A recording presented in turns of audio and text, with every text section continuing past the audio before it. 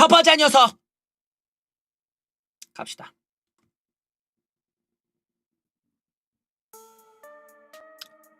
실업급여를 펑펑펑 써대서 내 연말에 바닥이 난다. 아하, 이게 항아리가 이렇게 있으면은 이 바닥이 난다. 이렇게 떵떵떵떵 텅 비었다 이거죠 지금. 이 다 비었어. 항아리가 텅텅 비어서 어때? 실업급여 고용보험기금이 연말에 바닥날 거라는 이야기. 실직자들에게 지급하는 실업급여 재원인 고용보험기금이 올해 말 고갈될 것이라는 추산이 나왔다. 그것도 정부의 자체 추산이에요 지금. 이러다 보니까 왜 그렇게 돼 있느냐? 또 우한폐렴 때문에 실업자가 급증하고 받아가야 될 사람들이 많은 거야. 돈 달라고. 거기다가 괴뢰 정부가 느닷없이 실업급여 지원을 강화해버리고 돈을 더 줄게 이러고 막 줘버리니까 결국에는 95년도 도입 이후 처음으로 바닥날 위기에 놓였는데 문재인 새끼에 와서 지금 바닥이 안 난 게 없어. 이제 남은 돈은 1952억 원. 작년 말에 7조 원이 있었던 게 전부 다 날아가 버렸어. 이거 다 어디 간 거야 이거? 자, 문재인 정부 첫 해에 무려 10조 원이나 있었던 게 이렇게 빨리 고갈된 건 바로 문재인 새끼가 지출을 많이 했기 때문이다. 사회 안전망 같은 족같은 세월이 하고 있네 이 새끼가. 안전망은 사회 안전망 강화를 이유로 괴뢰 정부가 돈을 펑펑 그냥 써대면서 가입자를 대폭 늘려버리니까 우한폐렴이 왔을 때 나갈 돈이 더 많은 거야. 엎친 데 덮친 격으로 그냥 더 많이 줘야 되는 거죠. 그러니까 올해만 21조가 나가야 되는데 이제 돈이 없어 지금. 그러다 보니까 1차 추가 경정 예산 편성해서 2천억 원이나 고용보험기금을 넣었지만 여기서 심지어 3조를 더 달라고 하고 있습니다. 지금 같은 추세라면 근로자 1,400만 명 가까운 근로자와 소속회사가 절반씩 내는 고용보험료 인상이 불가피하다. 보험료를 또 더 뜯어간다는 거야. 그럼 의료보험도 올라, 고용보험료도 올라, 국민연금도 올라, 다 올라, 세금도 올라. 3년 만에 2배로 늘어났습니다. 지금 그 실업급여 지급이 이제 급증했기 때문인데 이거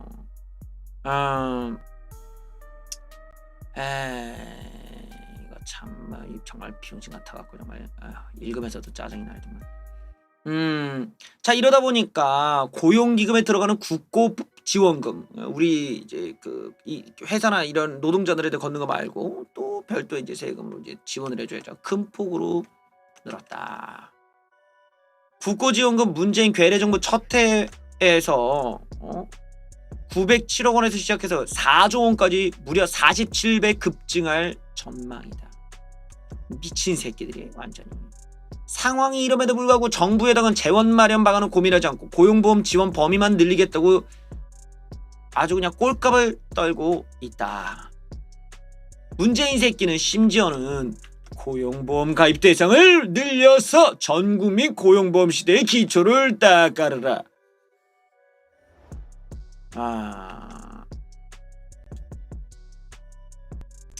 전국민 고용보험 같은 생색내기용 정책만 내지 말고 재원을 생각해야 된다라는 겁니다. 이 새끼도 완전히 볼턴이 약간 얘를 보고 이제 정신분열증 약간 좀 이렇게 본 것이 틀린 게 아니야. 이 정신분열증 너마의 최영님 감사합니다.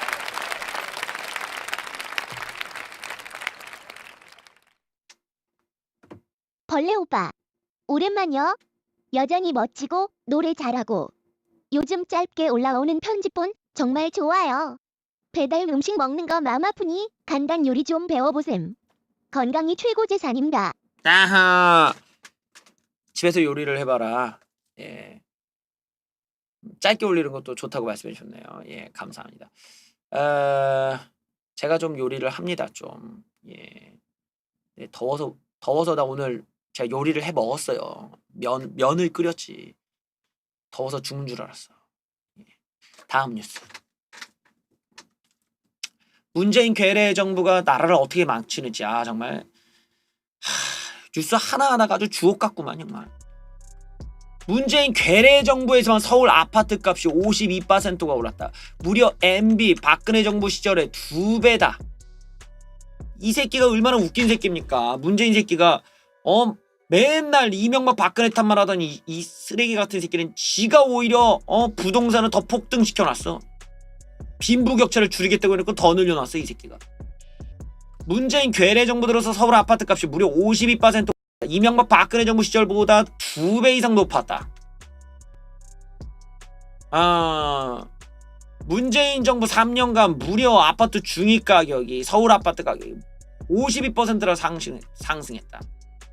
이명박 정부에서는 서울 아파트 가격이 오히려 3% 하락하고 박근혜 정부에서는 29% 올랐는데 이 보시면은 서울이에요. 이 주황색이 서울인데 박근혜 정부에서는 그 기간 동안 1억 원 정도 올랐기 때문에 나름대로 이제 억제가 있었다면 얘는 3억 원으로 벌써 박근혜 정부의 2배 이상이 오른 거야. 자, 이러다 보니까 서울 아파트 값의 비정상적인 상승으로 발생하는 불로소득, 계층 간, 지역 간 불평등이 더 커졌다. 자, 최저임금 전액을 한 푼 더 쓰지 않고 모은다고 가정을 했을 때 문재인 정부에서는 무려 43년.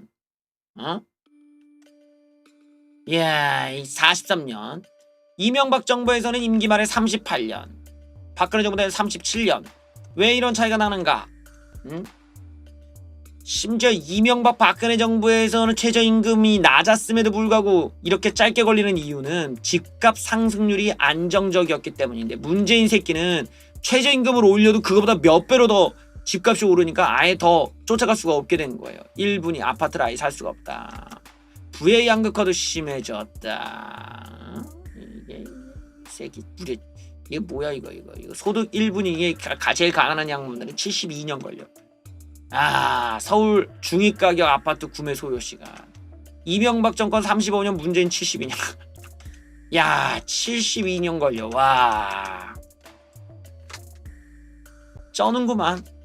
숨만 쉬고 72년 동안 살아야 문재인 괴뢰 정부 안에서 겨우 하나 살 수 있다. 정부가 미래 세대 무주택자로 만들고 미래 세대와 무주택자들을 월급쟁이들의 고통을 방치하고 있다. 서민과 청년들의 고통이 심각해지는 상황에서 집값 문제를 해결하지 않고 괴뢰 정부가 이걸 방치하고 있다. 집값을 자극하는 개발부터 중단해라.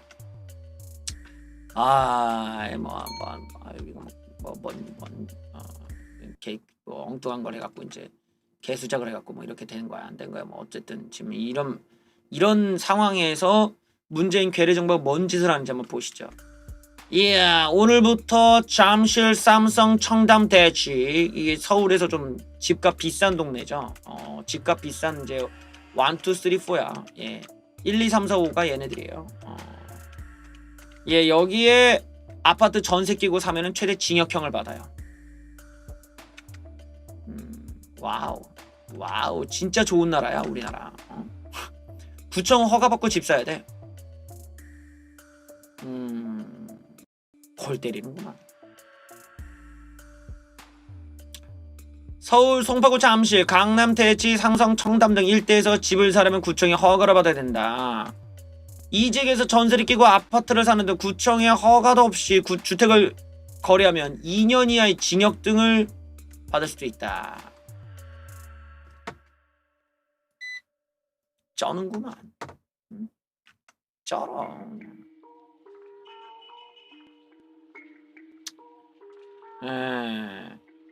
토지거래 허가구역으로 지정했기 때문에 일정 규모 이상의 주택상가 토지 등을 거래할 때는 시군구청장이 허가를 받으라는 거다. 이걸 어길 경우에는 2년 이하의 징역, 토지가격 30%의 금액 이하의 벌금형에 처린다. 주거용 토지는 2년간 거주를 해야 된다. 월세를 주거나 집을 되팔 수도 없다. 이러다 보니 풍선 효과도 예상이 된다.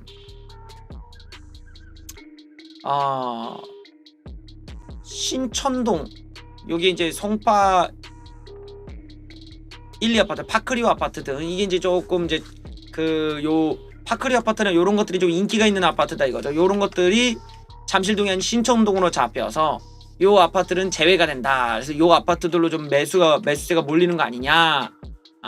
그런 지금 예측을 하고 있는 거예요. 참 얼탱이가 없구만.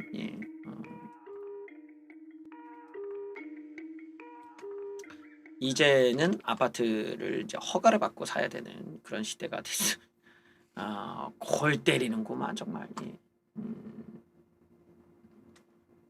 자, 이 와중에 또 이 정신 나간 새끼들이 있어요. 함께 보시죠. 최악의 부진에도 불구하고 수백만 원씩 성과급 경력금 달라는 자동차 노조 새끼들.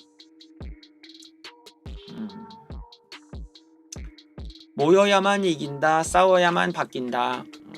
야, 정말 이 새끼들 진짜 아휴 뒤통수 안 되자.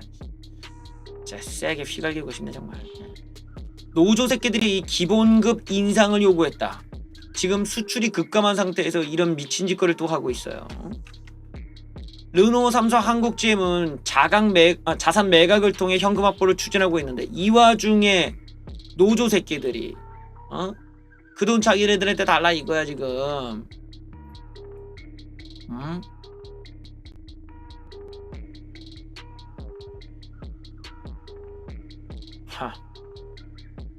그럼에도 노조는 기본급 인상을 요구한다는 방침이다. 월 7만원 이상 올려주고 경력금 등 700만원을 일시급으로 지급하고 노동조합 발전기금 12억 원을 내놓으라. 한국 GM노조는 월 12만원 인상, 통상인건의 400에서 400%와 600만원 성과급. 약간 좀 미친 새끼들 같은데 약간.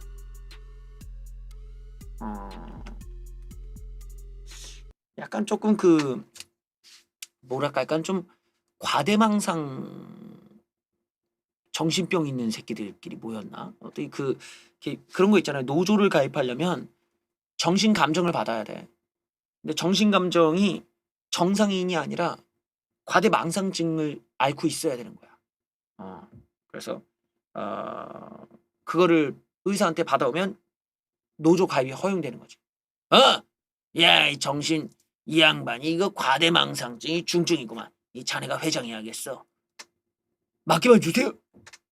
그리고서는 아따 한 700만 원 줘야지. 아니, 저희 회사가 지금 판매가 줄어갖고 돈이 없는데요. 그런 게 인마 그러니까 우리한테 이 성과급을 주면 잘 된다 이거 아니야. 그냥 앉아서 그러니까 빨리 달란 말이야. 우리는 그 정도 받아야지. 아니 일을 안 했는데 왜 이게 완전히 이거 과대망상 환자들만 따로 모으지 않고선 지금 이런 일이 어떻게 이 미친놈들 아니야 이거 완전히. 정말 완전히 쓰레기다. 근데 이걸 또 부추기는 새끼들이 있어요. 그 새끼들이 누구겠습니까? 뻔하지. 해고자를 노조 가입시키고 회사에서 월급 주라고 하는 괴뢰 정부. 야, 이 새끼의 그 윗대가리가 약간 그 조현병 환자라더니만 조현병 환자가 과대망상증 애들을 따로 모아서 회사에서 월급 줘라. 이제 막장이구만. 막장이야. 정부가 경영계에 강화만데도 불구하고 해고자 실직자가 노조에 가입할 수 있도록 하는 입법을 강행하기로 했다. 기업 현장에서는 가뜩이나 기울어진 노사관계가 뒤집어질 거라는 우려가 나온다.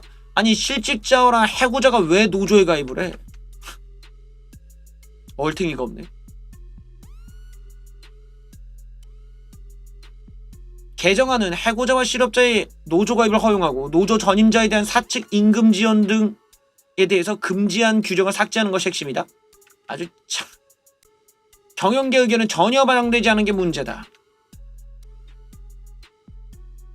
해고자가 임금 협상 테이블에 앉아있는 황당한 상황.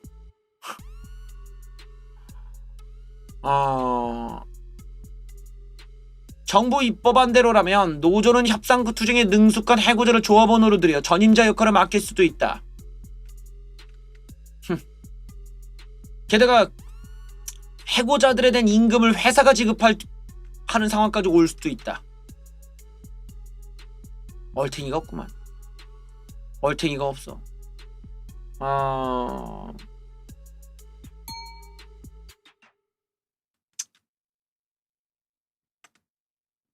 이걸 읽으면서도 이게 지금 이거 어디 무슨 후진 국가도 아니고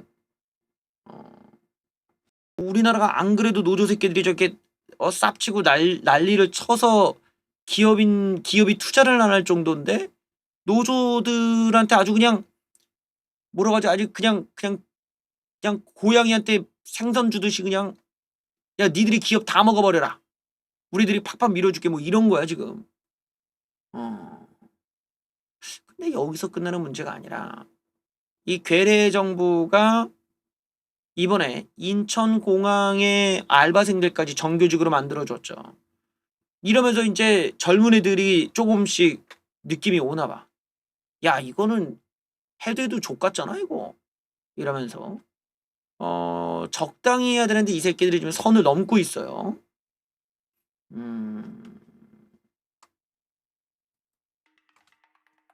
이럴 거면 노량진 컵밥은 왜 처먹었냐? 청춘들이 분노한다. 인천공항 알바 정규직 전환에 대해서 이 일명 인국공 사태에 사람들이 폭발했습니다. 노력한 사람들 자리 뺏는 게 평등이냐, 문재인 새끼야.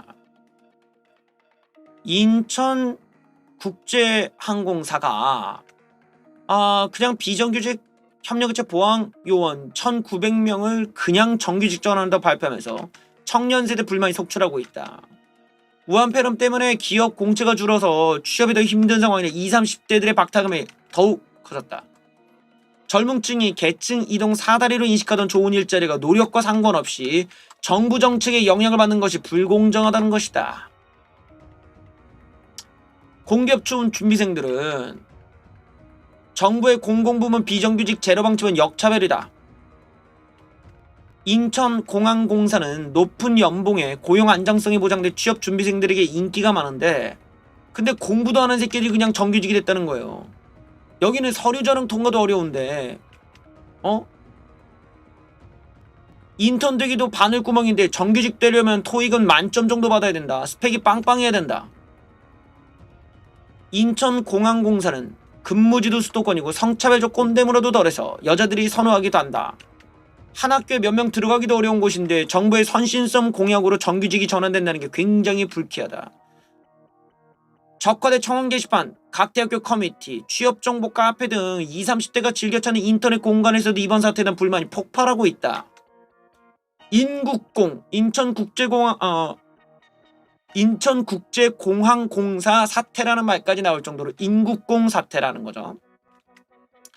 정직원 수보다 많은 이들이 정규직 전환이 된다. 노력하는 이들의 자리를 뺏게 해주는 게 평등입니까? 라는 내용의 글도 올라왔다.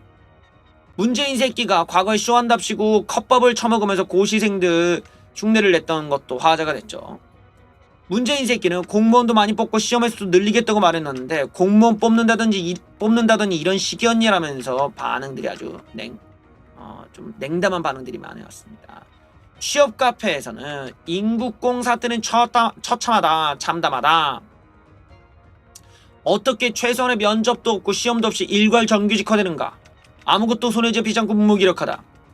노력하는 자들이 차별받는 거지 같은 상황. 정부 여당이 기계적 평등 주장하면서 공정한 경쟁이라는 가치를 무시했다. 엘리트들의 밥그릇을 빼앗아 다수에게 나눠준 뒤 대중의 지지를 얻는 게 정부의 전략인가? 단순 노동 인력과 대졸 공채 사무직이 같은 수준에 대우받는 게 어떻게 평등이냐? 집에 돈은 많고 공부 안 했던 인간들이 제일 살기 좋은 나라가 됐다. 엽관제, 선거에 이긴 정당 출신들이 공직을 독차지하는 제도로 회귀해버렸다. 그저 운과 시기를 잘 타야 취업이 되는 이 나라 현실. 이게 나라냐?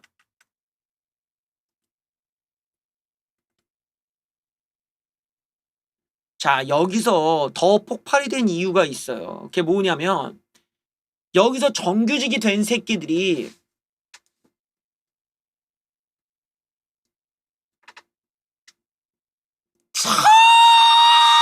천밖에 아우 침 튀었어. 천밖에 아주 그냥 천밖에 그냥 애들이 못 배워가지고 그냥 천밖에. 누가 공부하래? 아니 누가 공부하래? 여기에 추정되는 카톡방을 갔더니 이 새끼들이 한다는 말이 얼탱이가 없는 겁니다. 채팅방에 들어와 있던 사람이 열심히 공부한 사람 뭐가 되냐 불만을 토로하자 누가 공부하래? 라고 되묻는 모습. 아니 진짜 뭐라 돈 내서 학원 다니고 사교육 투자해서 노력한 사람 뭐냐고 했더니 그건 누가?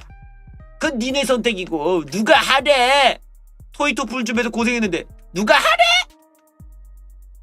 누가 하래?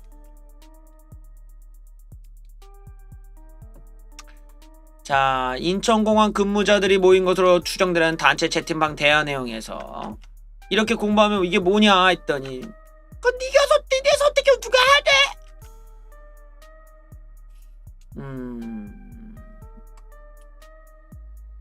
누가 하래? 예, 그래요. 아니면 천박해 그냥.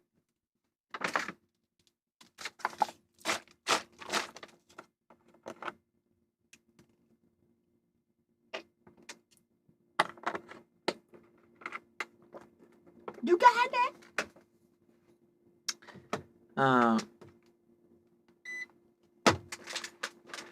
자, 그 다음은 이 괴뢰 정부가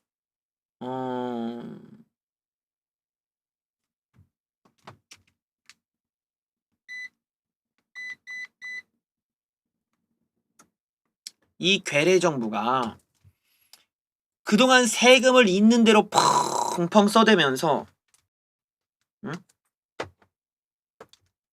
어디 갔어? 세금을 갖다가 펑펑 써대면서 어디 갔니?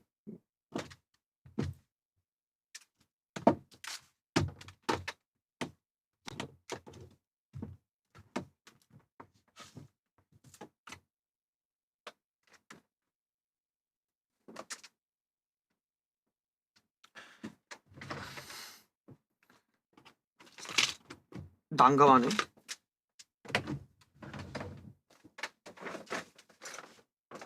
저기 제 선풍기 리모컨 보신 분 안 계신가요?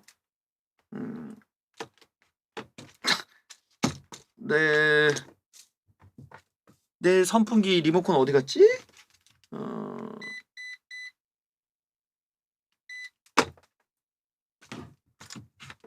혹시 리모컨 못 봐?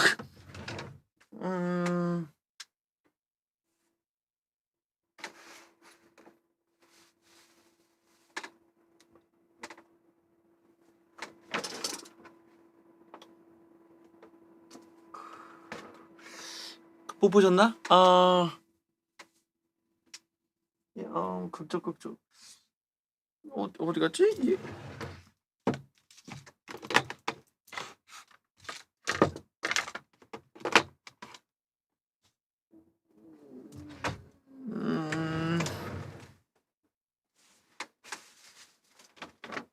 야, 오늘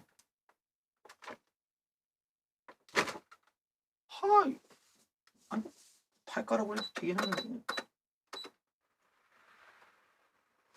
발가락으로 해도 되긴 하는데 좀 그렇다. 어디 갔지? 예. 하여튼 좌우당간 가보죠.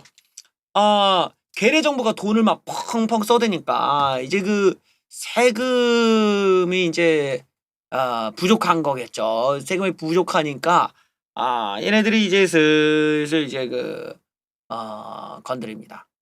이게 슬슬 건드리기 시작해요. 뭘 건드립니까? 이제 은근슬쩍 세금을 뜯어내기 위해서 수작을 부리기 시작합니다. 안 한다더니 줄줄이 증세 예고. 이 증세가 얼마나 얼탱이 없는지 내용을 함께 보시죠. 증세는 없다고 선을 그은 괴뢰 정부가 갑자기 형평성을 명목으로 새로운 과세 대상 발굴에 집중하고 있다. 결국에는 증세에 나섰다는 관측이 제기되고 있는데 이 새끼들 정말. 가상화폐 세금 물린다. 예. 전자담배도 일반 담배만큼 세금을 물리겠다. 액상 전자담배 세금도 올라갑니다. 1670원인 액상형 전자담배 세금은 3323원으로 2배 인상이 된다. 예, 요 액상 담배 피시는 분들 세금이 2배로 오르게 되는 그런 경험을 하시게 될 겁니다. 증권거래소에 뭐 전에도 얘기를 했고요. 예. 그래서 뭐 매출이 적다고 사업 등록을 안 하고 부가세 소득세를 납부하지 않다 사각지대를 줄여서 그냥 싹 다 뜯어가겠다. 올 들어 4월까지 국세가 8조 7천억 원 덜 거쳤다. 예, 나라 살림 적자는 56조 원 늘어났는데, 예, 증세는 어렵다면서 정부가 선을 그어놓고 이제 와서 스리슬쩍 말을 바꾼 셈인 거죠. 부산 쪽, 지금의 우리가 이제 우한폐렴 그 코로나 상태를 보면은 지금 대전 쪽에 조금 퍼져가고 있다고 하죠. 대전 쪽에서 갑자기 환자들이 늘어나고 있는 이런 구조입니다. 그래서 대전에 거주하시는 분들이 좀 조심하셔야 된다고 알려져 있는데 부산 쪽 심상치가 않습니다. 지금 이 부산 쪽이 지금 심상치가 않아요. 예. 그래서 지금 부산에 거주하시는 분이 계시다면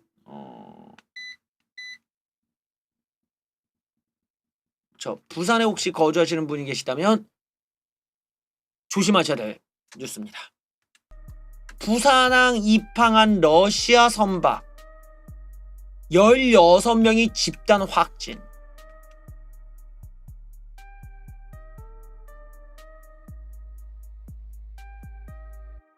부산항 근처에 계신 분들 지금 계신지요? 부산항 예.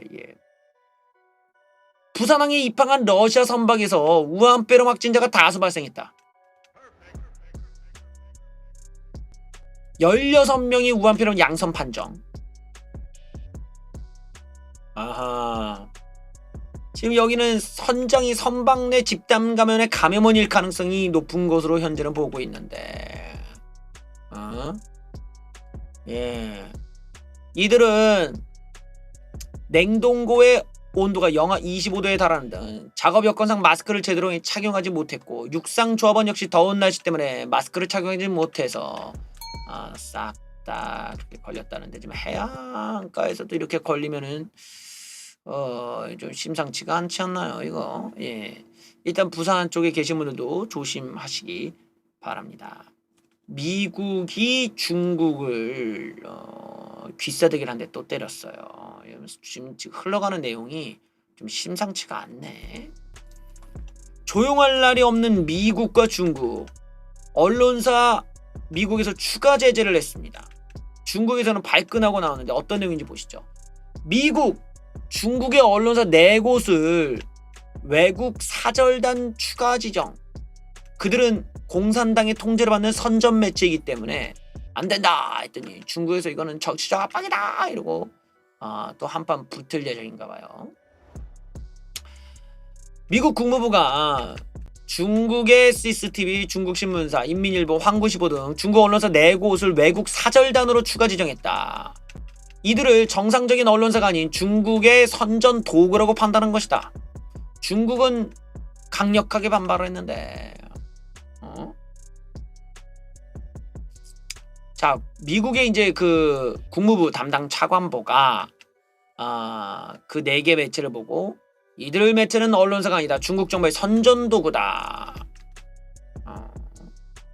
그렇게 되면 외국 사절단으로 지정되면 사실상 외국 공공기관 공무원과 동일하게 취급된다. 그래서 미국 내 보유하고 있는 자산을 등록해야 되고 신규 자산을 취득할 때도 사전 승인을 받아야 되고 모든 직원의 명단도 제출해야 되고 미국 시민권자도 예외가 없고 그러니까 굉장히 그 감시를 받아야 된다는 거예요. 하지만 중국 대사관 대변인은 뭐 이거는 말도 안 돼! 이러고 발끈하고 중국 정부도 해당 조치를 철회하지는 반격을 하겠다. 뭐 좀 한번 붙었는데 지금 예. 이러다 보니까 중국은 월스트리트 저널, 뉴욕타임스, 워싱턴 포스트 등 여기에 특파원 기자증 승인을 처리하는 방안을 고민하고 있다. 이 뭐 서로 간에 뭐 치고받고 싸우고 한다는 건데, 예. 이쪽도 뭐 그 치고받고 싸운다지만 지금 우리나라의 괴뢰 정부는 사실 이제 북한과 싸워야 되는데 볼턴이랑 싸우고 있죠. 볼턴과 내용을 한번 확인해 보겠습니다. 한미 정상회담의 적화된 발표문이 볼턴 책과는 완전히 다른 내용이었다라는 게 좀 들통이 난 거죠. 내용은 이렇게 보죠. 자, 볼턴이 썼던 내용은 적화된 발표의 진실성에 의문을 불러일으킨다. 볼턴의 묘사와 적화된 발표 사이엔 같은 현장에 있었던 믿기 어려울 정도로 차이가 크기 때문인데 볼턴의 책에 의하면 문재양 새끼는 3차 미북 회담을 집요하게 권했지만 트럼프 대통령은 비핵화 합의가 우선이라며 문재양의 요구를 수차례 거절한 것으로 나온다.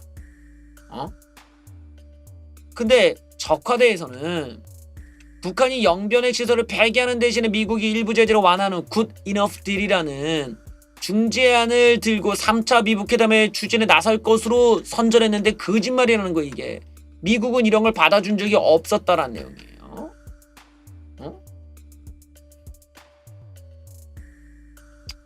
문재양은 트럼프에게 세계의 정상회담이 될 수 있는 극적인 장면을 원한다며 판문점이나 미 해군 함정을 만남의 장소로 제안했지만 트럼프는 문재인의 말을 중간에 끊고 족가지마 이 새끼야. 한 번의 회담이 결론 없이 끝나는 건 문제가 안 돼도 두 번이 됐는데 아무 성과 없으면 문제가 돼 이 새끼야. 이러고 문재인의 꿈을 철저히 밟아버렸다고 합니다. 그래서 회담 말미 문재양은 3차 미북 회담을 제안할 것이라며 북핵 협상에선 실무급이 아닌 고위급 회담이 필요하다고 주장했지만 트럼프는 그 전에 북한과 합의가 이루어져야지 이 새끼야 라면서 했다고 합니다. 근데 연합뉴스 등에 의하면 당시 정의용 새끼는 정상회담을 통한 탑다운 방식의 한반도 프로세스의 필수적이라는 인식을 같이 했다면 거짓말을 한 거야. 트럼프 대통령이 북한 김정은과 대화의 문이 항상 열려있다고 강조했다면서 이거 완전 거짓말인 거죠. 볼턴의 책에서는 트럼프 대통령이 비핵화 합의 전까지는 회담을 하지 않겠다고 강조를 했는데 정의용의 발표문은 트럼프 대통령의 탑다운 방식으로 정상회담하는 걸 구체적으로 의견 교환한 것처럼 되어 있다.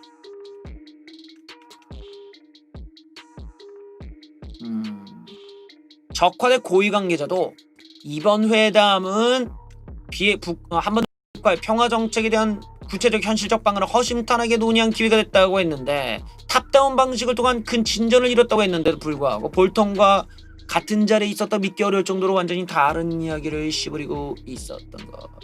적화대가 대북 지원 방안도 밀도 있게 논의했다고 하는데 볼턴적인 그런 말은 아예 없어요. 볼턴 회고록에서는 한미 정상회담의 묘사는 상대적으로 짧더라. 트럼프 대통령이 문재양에게 싱가포르 정상회담이 성사될 가능성이 25%라고 말했는데 문재양은 그럴 가능성은 제로라고. 북한의 위협으로 싱가포르 정상회담이 성사될 가능성이 25%라고 했는데 문재양은 제로라고 낙관적으로 답했다. 당시 백악관은 협상 취소를 잠정 결정한 상태인데 한국은 전혀 눈치채지 못했다.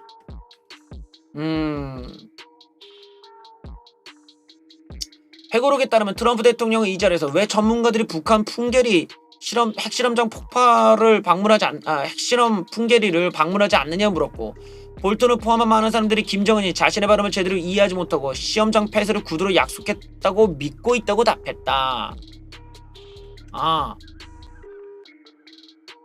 연합뉴스 등에 따르면 이날 청와대는 보도자료에 두 정상이 판문점 선언 내용에 따라 완전한 비핵화를 이행했을 때 북한의 밝은 미래를 제공하기 위한 구체적 방안에 대해서도 밀도 있게 합의했다. 그러나 이런 내용은 볼턴 측에 나오지 않는다. 그러니까 이게 거짓말이라는 거, 이 문장이.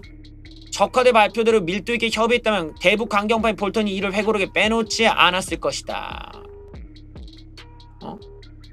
또한 적화대 고위 관계자는 트럼프 대통령이 북한의 실험장 폐기 이벤트 취지에 한국 기자들도 가느냐 관심을 보였다. 문재인도 포기하지 않고 열심히 하고 있다고 말했다고 했는데, 그러나 볼턴의 책에 따르면 트럼프 대통령은 핵 전문가가 가서 검증을 하는지 여부에만 관심을 가진 것으로 나온다. 하나부터 끝까지 다 거짓말이야. 이거는 이거 고소해야 돼. 이거 정의용 새끼를 내 기대하지만 이거 조만간 고소할 우파 변호사분들이 모여서 한번 고소할 것 같아요. 미국 북한을 옥죄기 시작한 미국. 군사 압박 카드도 솔솔 올라온다는데요. 쉽지 않겠지만 지금 일단 북한을 재차 압박을 하고 가고 있습니다. 기존 대북 제재 행정명령을 연장했습니다. 미국이 대북 경고 메시지를 담고 내놓은 것이다. 또한 북한의 무력 도발 움직임에 한미연합훈련 재개와 전략자산 전개 등 고강도 군사 조치를 요구하는 강경 목소리도 커지고 있는데, 자, 여기를 보면 북한의 강경 행보가 이어지고 있지만 트럼프는 가급적 언급을 삼가고 있다. 대선 국면임을 고려해 상황관리, 현상 유지에 집중하려고 하는 기색이 역력하다. 때문에 제재 명령을 연장하고 북한의 특별한 위협을 거듭 강조한 건 김정은 정권에 대한 우회적 경고 카드로 볼 수 있다. 일단은 미국이 보다 강도 높은 대응에 나선다는 주문이 이어지고 있는데, 북한의 위협에 효과적으로 대응할 수 있는 능력을 군사적으로 보여줘야 된다.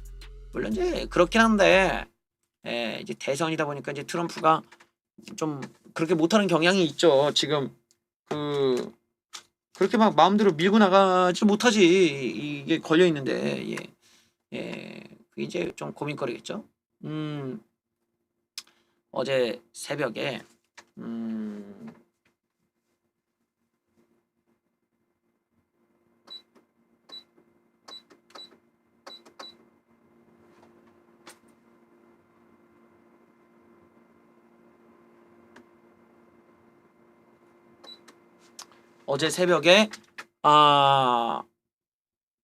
하늘 위를 날아가던 무언가가 있었습니다.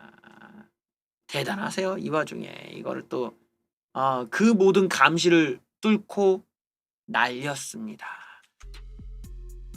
예. 탈북단체 대북전단 기어이 뿌렸다. 예, 이거 안 보이잖아. 올라가네. 예, 깜짝 놀랐네. 귀신 영상 같다. 야. 뚝 하고 갑자기 올라간다 이러고 올라가네요. 북한이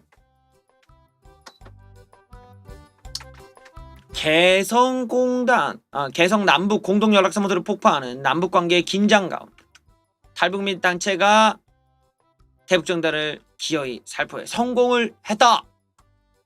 그래서 6.25 참상의 진실이라는 제목의 대북전단 50만 장과 20개 대형 풍선에 담아 북한으로 살포했다랍니다. 여기에는 이제 소책자 500권, 진짜 용된 나라 대한민국이라는 책과 1달러짜리 2,000장, 그러니까 거의 한 2,000장이면 200불인가? 200만 원 정도네요. SD 카드 1,000개도 보냈다. 박상학 대표께서 일단 경찰 추적을 피하느라 자신은 다른 데 가 있고 약간 살포에 능숙하지 않은 회원들을 교육해 전단을 보냈다. 수소 가스를 구하지 못해 막아놔서 비싼 17배가 비싼 헬륨 가스를 사서 살포했다. 그래서 현 정권이 잔인한 김정은 새끼에겐 비굴하면서 약자인 탈북민에게 이배의 재간을 물리고 국민의 기본권 표현의 자유마저 박탈하고 있다. 여기가 서울인가 평양인가. 예. 이래서 이게 또 보냈다고 합니다. 그래요. 이게 이제 날라갔어요. 예. 근데 이제 웃긴 거, 여기서 중요한 거는 대북전단을 못 날리게 막으려고 했는데 이걸 뚫었다라는 거예요. 한계를 드러낸 대북전단 살포 저지. 북한 삐라 전쟁 방아쇠가 될 것인가? 그래요. 자, 그런데 이제 이게 북한으로 안 가고 엉뚱한 데에 좀 떨어졌어요. 일단은 파주시 원롱면 덕원리에서 대북 전달을 보냈다. 경찰의 감시를 피해 어두운 곳에서 대북 전달을 살포했다. 17배 비싼 헬륨가스를 구입해서 보냈다라는 거예요. 근데 이들이 띄운 풍선은 엉뚱하게도 홍천군, 강원도 홍천군 서면 마곡리 인근 야산. 그러니까 이게 무슨 말이냐면 여기에서 그러니까 이렇게 이게 북한이야 여기가. 여기서 이렇게 띄어서 이렇게 가야 되는데 얘가 엉뚱하게 일로 갔다는 거예요 지금. 예, 요렇게 갔다. 얘가 이렇게 북쪽으로 북한 쪽으로 가야 되는데 얘가 뒤쪽으로 가버렸어 지금. 예. 그래서 강원도 홍천군 쪽으로 뒤쪽이 아니라 옆쪽으로 가버렸어. 예. 하천 인근 나뭇가지에 걸려있더라. 24시간이나 경계를 강화했지만 어쨌든 간에 정부의 대응에 허점을 드러낸 상황이 돼버렸다. 왜냐면 어쨌든 진짜 띄운 건 사실이니까요.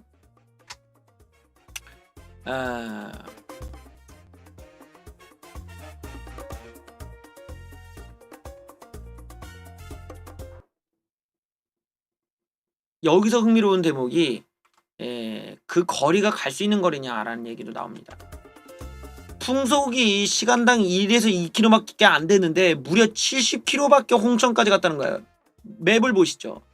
제가 얘기한 대로 여기서 보냈어요. 여기서 말로는 살포를 해서 북한으로 이렇게 넘어가야 되는 거야. 근데 얘가 일로 안 가고 일로 갔다는 거야. 무려 70km나 떨어진 곳에 떨어졌다라는 거야. 이 삐라가 삐라 이거 전단 풍선이 일로 가야 되는데 반대 방향에 무려 70km나 떨어진 데로 갔다는 거죠. 어마어마하게.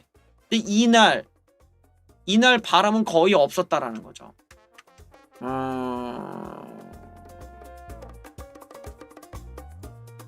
자, 탈북민단체 자유북한운동연합이 경기도 파주에서 날려보낸 대북전단 풍선이 동남쪽으로 70km나 떨어진 곳에서 발견되었다.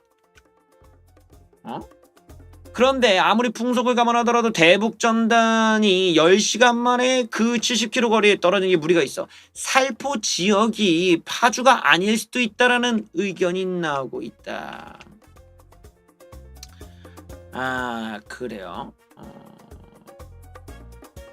일단은 어쨌든 강원도 쪽에서 대형 풍선이 발견되면서 결국 사실로 날린 건 사실로 확인이 되었고, 그런데 북한으로는 안 갔지만 기상 여건상 파주에서 홍천까지 풍선이 날아가는 것도 쉽지가 않아서 살포 지역이 다른 곳 아니냐라는 내용의 의견도 있다. 왜냐? 자유북한운동연합이 얘기한 파주시 문산읍 기상청에 이제 보니까 바람이 너무 느려. 그렇죠. 너무 느린 거야.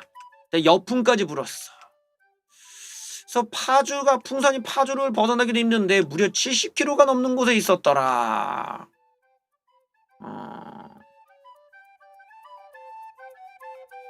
그래요. 일단은 고의적으로 지역을 박상학 대표께서 페이크를 쓴 것일 수도 있죠. 우리가 여기서 보냈다라는 식으로 혼란을 주기 위해. 그럴 수도 있겠죠. 지금 그 대북전단지를 막아야 된다, 말아야 된다, 얘기가 많은데, 현직 판사가, 이건 표현의 자유다라고 이야기를 했습니다. 함께 보시죠. 현직 부장판사, 대북전단지 살포는 표현의 자유다, 법적 제한하면 안 된다라는 이야기를 했어요. 통일부와 경찰 행보에 대해서 공개 비판을 했습니다. 역사 왜곡 금지법 같은 비용신 같은 법도 비판했습니다. 김태규 부산지법 부장판사. 김태규 부장판사가 전단지 살포는 표현의 자유다, 법으로 제한하면 안 된다라는 얘기를 했습니다. 그리고 탈북단체를 형사법으로 처벌하려고 하는 것에 우려를 하게 된다. 대북인권단체들이 행사하고 있는 표현의 자유를 제한할 법률적 근거가 실제 분명하지 않다. 남북교류 협력에 관한 법률은 군사분계선 이남 지역과 이북 지역 간의 상호 교류와 협력을 촉진하기 필요한 사항을 규정한 법률이 있지. 예. 전단지를 보내는 행위가 이 법이 예정하고 있는 범위에 포함이 된다 보기 어렵다.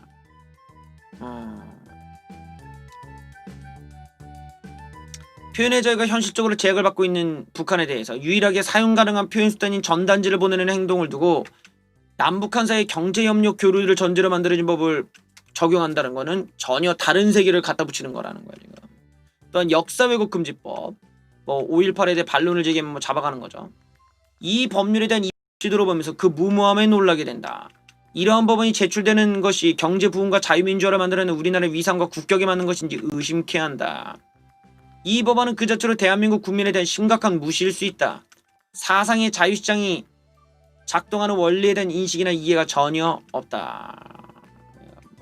미친 새끼들이지.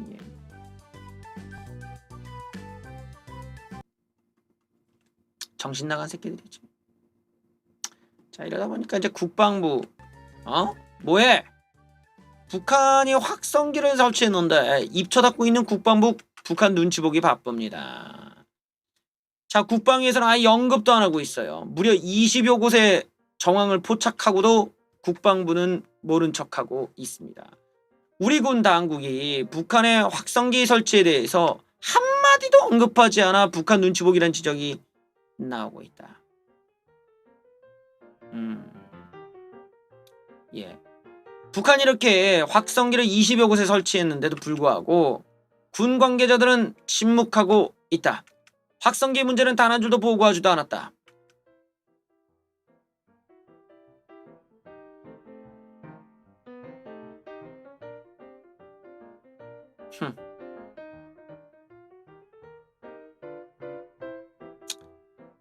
이 와중에 이제 정경두 새끼가 연락사무소 폭파는 9.19 남북 군사합의가 아니다. 만에 하나 북한이 군사적 도발을 감행한다면 좌고우면하지 않고 강력하게 대응할 것이라고 했는데 이미 쟤네들은 저렇게 확성기 설치하고 있어도 아무것도 안 하고 있는 거 자신의 발언과도 배치가 된다. 요 새끼들 요거 여기서 끝나는 문제가 아니라 하나 더 봐야 돼요. 통일부는 더 심해. 북한의 확성기를 아직 방송은 안 했으니까 유감 표명은 안 하겠다. 대단하지 않나요? 탈북민들의 전단지는 북한에 가지도 않았는데 이걸 고소고발한다고 난리를 치는 새끼들이 북한의 확성기에 대해서는 방송을 안 했으니 우리는 입 다물고 있겠다.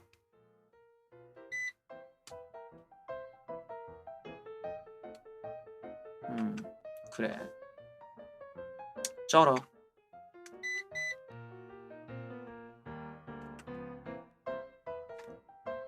북한이 2년 만에 확성기 방송시설을 재설치하는 동해에 포착됐는데도 통일부는 그냥 입만 다물고 있다. 공식적인 유감을 표명할 단계가 아니라고 했다. 북한이 아직은 예고만 있고 실신하지 않으니까 정부가 유감 표명한 건 아니라고 생각한다. 얼탱이 없는 새끼들이야 이거. 저래놓고 그냥 그 힘없는 탈북자들한테는 아주 센 척하는 거죠. 이 새끼들이 말 끝나기가 무섭게 북한이 뭐 했는지 보시죠. 대남 확성기에 덮개를 씌우고 있었습니다. 방송이 임박했다라는 신호로 받아들일 수도 있다고 하네요. 야, 이 통일부 새끼가 아직 방송은 안 했으니까 우리가 유감 표명 말 끝나기도 무섭게 그냥 바로 여기서 액션이 있었다라는 거예요. 위장막 혹은 방수포로 추정되는데 기습 방송을 한다든지 임박이 과시했다는 걸 의도하는 거다. 임박을 과시하기 위함이다라는 거예요. 이렇게 이제 대남 확성기에 덮개를 씌워 은폐하는 듯한 장면이 포착됐는데 위장막이 아니면 방수포로 추정이 되고 자 재설치를 넘어서 실제 방송 재개를 준비하는 신호가 아닌가라는 관측도 제기된다. 북한 군인 새끼들이 나와 대남 확성기에 덮개를 씌우는 장면이 포착이 됐는데 여기 이렇게 된 거 맞나? 이게 이거 맞아? 이거 어디? 예. 헷갈린다. 자, 이에 따라 북한이 대남 확성기 방송에 나설 것임을 암시하는 신호일 수 있다는 관측이 나온다. 위장막을 씌웠다면 기술적으로 조만간 방송이 시작될 가능성이 높다고 본다. 아, 그래요. 그러니까 통일부랑 문재인 새끼가 말만 하면 반대로 가는 거야. 북한이 개성군의 공동사무소를 낼 가능성은 북한이 그 다음에 또 다른 행동을 할 가능성은 북한이 우리를 향해 삐라를 다 터져. 말만 하면 그대로. 이 새끼들이 아니라고 하면 그렇게 해. 얼마나 북한이 볼 때 문재인 새끼가 싫으면 이 새끼들이 말이 끝나자마자 바로 이어져. 북한이 방송 실시는 안 했으니 방송 실시 이제 준비해. 대단하죠. 6.25 때 말입니다. 그때 여전히 이게 북한 쪽에 있는 그 빨갱이 새끼들이 우리를 침략했다라고 생각을 안 하는 새끼들이 있어요. 우리나라에 이런 미친 새끼들이 있는데 빼도 박도 못할 증거가 하나 나왔다고 하네요. 1948년 철수했다는 소련이 실제로는 북한의 남침에 개입했다라는 내용이 나왔습니다. 전쟁 초기 북한을 군지휘했다는 내용까지 나왔어요. 6.25 전쟁 발발 초기 소련군이 38선 이때 전방사단을 포함해 한국군을 전방에 감청했다는 사실이 담긴 문서가 공개되었다. 아, 대단한 거구만. 북한의 남침에 소련이 깊숙이 개입했다는 점을 보여주는 결정적 증거가 된다. 소련이 한국군 감청이 문서로 확인된 건 이번이 처음인데 소련이 깊숙이 개입됐어요. 여기. 왜요? 철수했다던 소련 알고 보니까 북한의 남침에 개입을 하고 있었던 거죠. 감청 내용 보니까 소련이 이제 중간에서 소련군이 6.25에 깊숙이 개입했으며 전쟁 초기 북한군을 지휘한 것이나 다름없다는 점을 보여주는 사료다. 아, 소련은 그동안 북한의 남침을 지휘한 거 아니냐라는 비판에 대해서 우리는 모두 철수했다. 6.25 개입설을 부인해왔지만 이번 보고서를 통해서 소련이 깊숙이 개입했다는 사실이 나옵니다.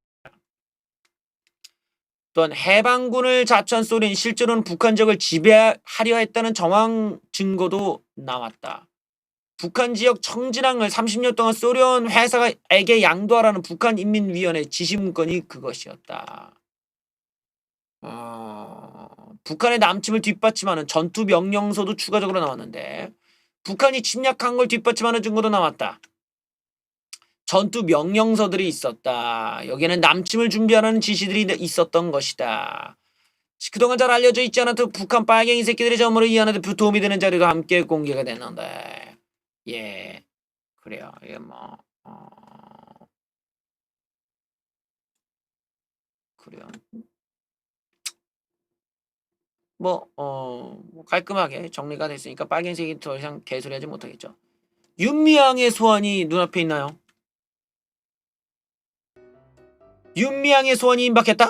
검찰 정의연의 회계 담당자를 지금 참고인 조사를 진행하고 이제 남은 건 윤미향에 대한 수사라고 합니다.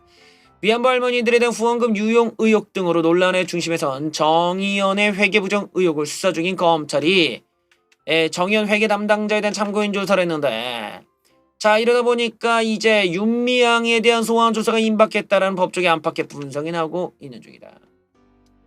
예. 일단 그 회계 담당자 정의연의 회계 담당자 A씨를 소환해서 조사하는 거 뭐 이것저것 물어봤다 이건데 자 정의연도 역시 검찰의 잦은 전화 때문에 직접 정식 조사를 받고 조서를 작성하는 편이 낫겠다고 결정한 것으로 알려졌다. 수사의 보폭을 높이고 있는 검찰의 행보에 법조계 일각에선 윤미향의 소환이 임박한 거 아니냐는 목소리가 나오고 있다. 결국에는 정식 참고인 조사를 마치고 참고인이 조서를 쓰고 나면 피의자 소환이 다음 단계다. 검찰은 소환 조사 내용의 준비가 끝나면 피의자 소환 요청을 하는 것이 통상적이기 때문에 윤미향 새끼가 가는 거 아니겠느냐라는 겁니다. 자 여기에 윤미향을 감싸겠답시고 어떻게든 윤미향 관련한 거 공개를 안 하던 외교부 고발당했습니다.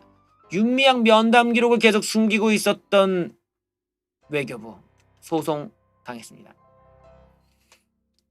한반도 인권과 통일을 위한 변호사 모임 한변이 외교부의 윤미향 면담 기록 비공개 결정을 취소해달라고 서울 행정법원에 소송을 제기했다.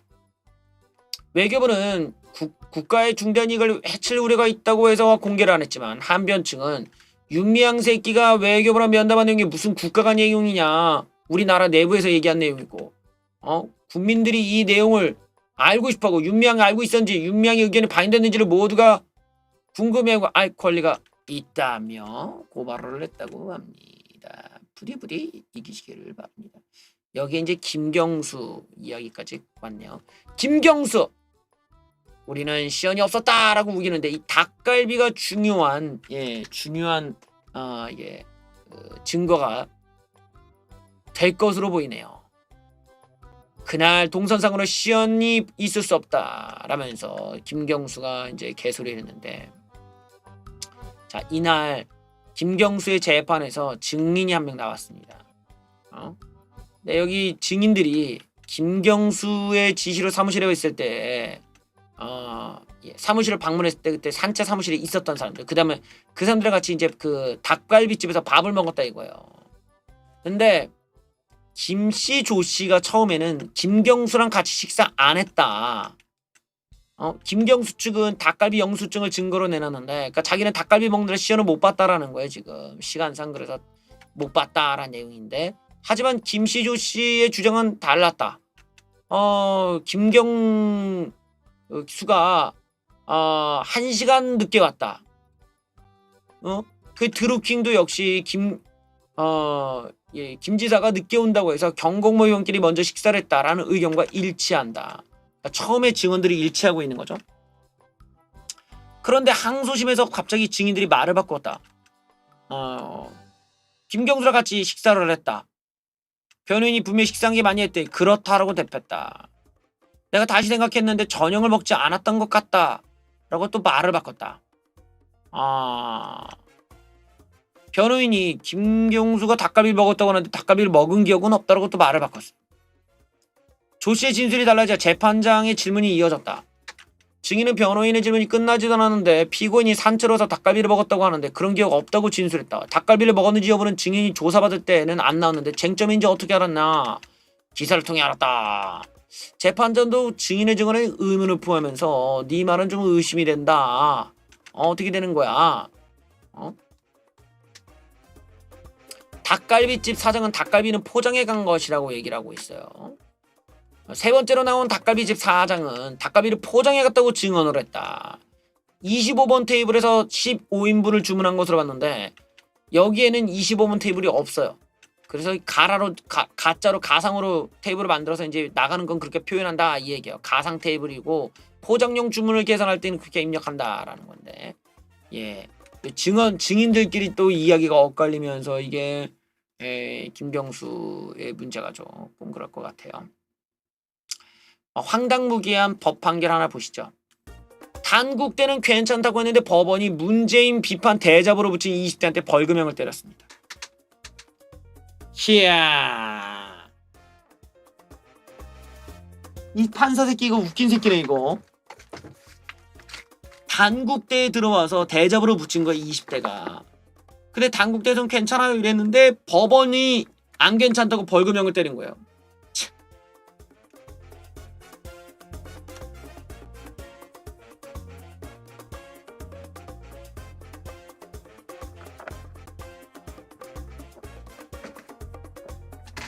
재밌구만.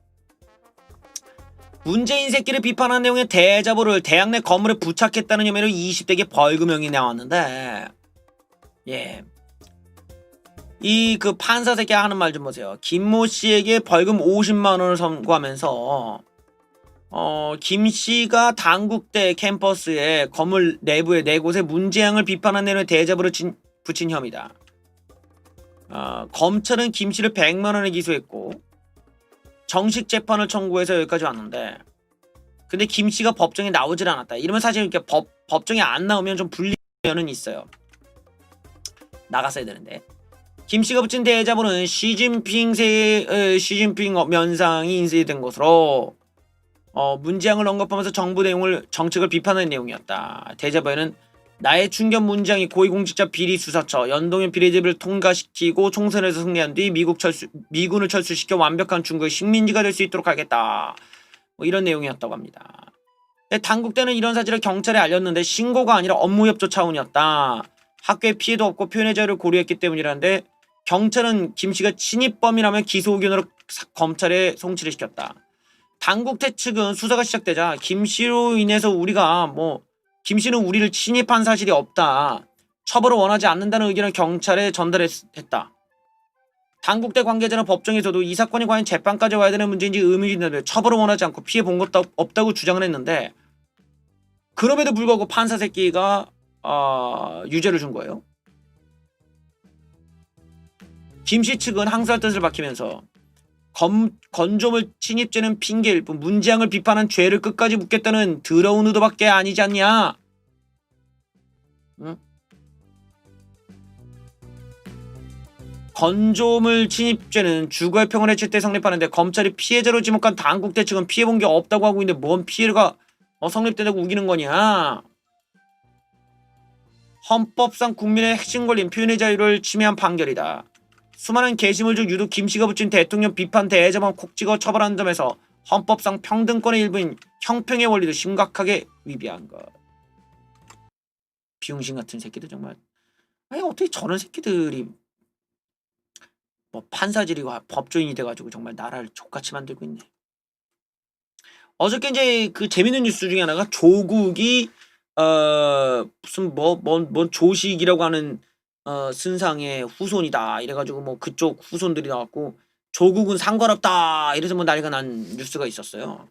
그러니까 그 내용이 나오니까 그 황희석 그 주장을 했던 황희석이라는 새끼가 갑자기 말을 바꿔갖고 네티즌들이 얼탱이가 없어있다라고 하는 열린 반민주당의 황희석 새끼가 조국은 남명 조식 선생의 후손이라고 개소리를 주장하는데 그 후손들이 조국은 아니야 이 새끼야라고 했더니 남명 선생이 조국의 직계선조는 물론 아니다라면서 말을 바꿨습니다. 지가 후손이라고 얘기해놓고 아니라고 말을 바꾼 거예요. 그냥 또 586 좌빨 새끼들은 하나같이 이렇게 참 뻔뻔스럽기가 그지없어 정말. 이 새끼 황모 씨는 남명 선생은 조국의 선조라고 했었다. 하지만 직계 후손들이 아니라고 반박을 하니까 인터넷에서 야 너는 뭔 생각으로 그런 개소리 한 거야? 아무 말 대잔치야? 비판을 한 거죠. 그랬더니 황희석 이 새끼가 말을 쓱 바꾸면서 딴소리를 했다는 거예요. 조식 선생의 글을 읽다가 조국과 연관성을 돌려 짐작해봤을 뿐이라는 이런 족같은 개소리를 짐작이면 짐작이라고 써야 될 거 아니야 이 새끼야. 아휴 한심한 새끼들.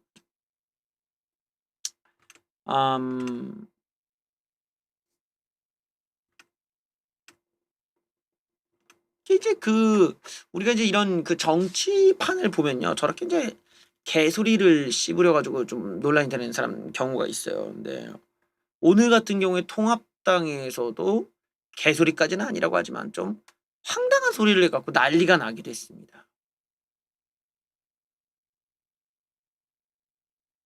대통령감에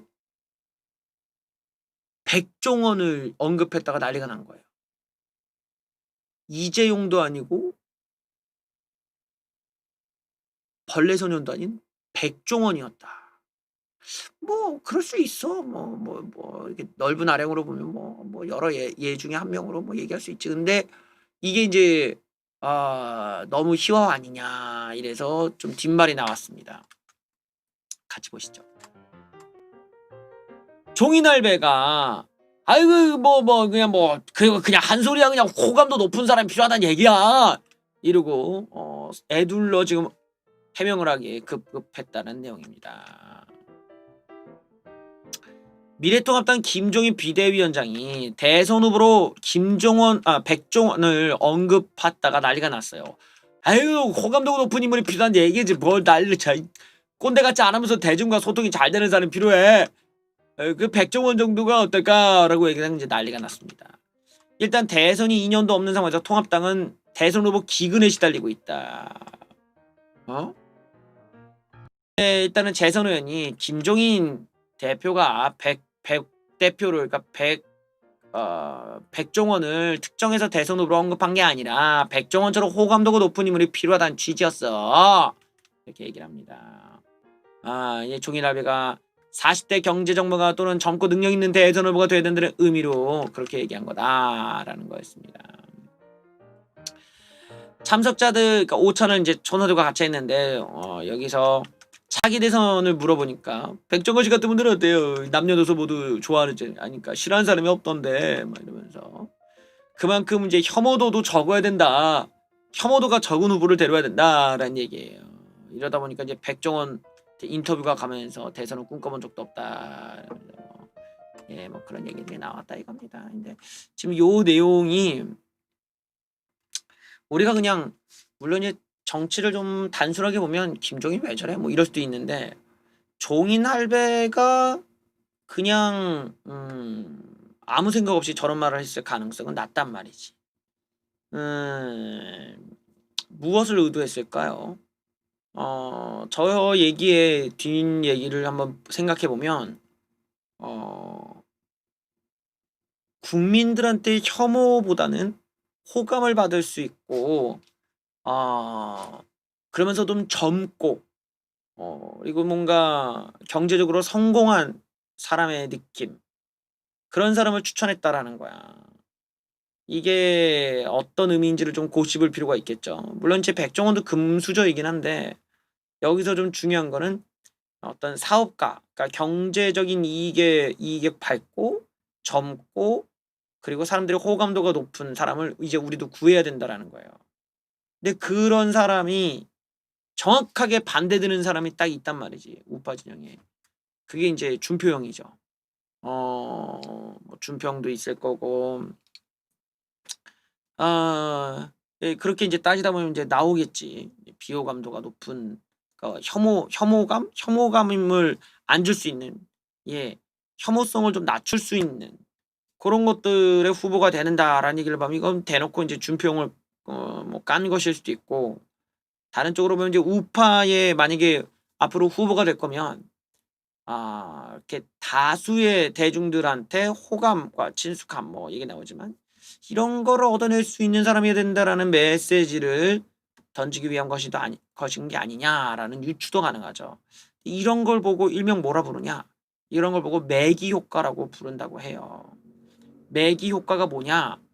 미꾸라지들이 이렇게 있는 상황이 가만히 냅둔 미꾸라지들이 이제 설렁설렁 이렇게 있다는 거지. 근데 거기에 무서운 메기 한 마리를 넣으면 미꾸라지들이 팔팔하게 긴장하다 보니까 팔팔하게 막 이렇게 움직인다는 거야. 즉 아주 강력한 라이벌을 산정을 해두면 그거를 중심으로 나머지가 긴장을 하면서 같이 시너지가 생긴다. 라는 그런 의미의 발언이 아니었냐라는 얘기가 뉴스로 나와 있습니다. 툭 던진 백종원 대통령 의미는 바로 매기 효과 아니겠느냐.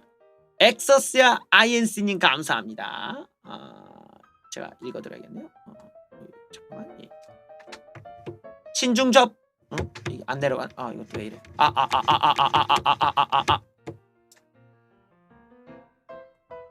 아이고.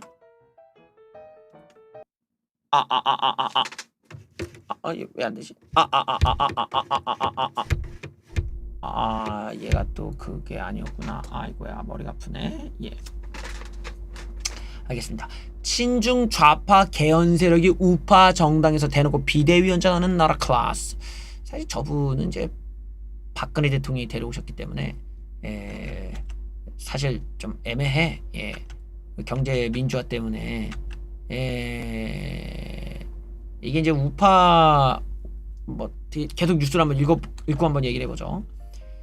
매기 효과를 노렸나? 종이날배가 툭하고 던진 백종원 대선 주자 언급에 정치권을 넘어서 사회적 파장강이 낳고 있는데 백종원 씨 같은 대중친화적 사람이 나와야 된다 말한 것이었다.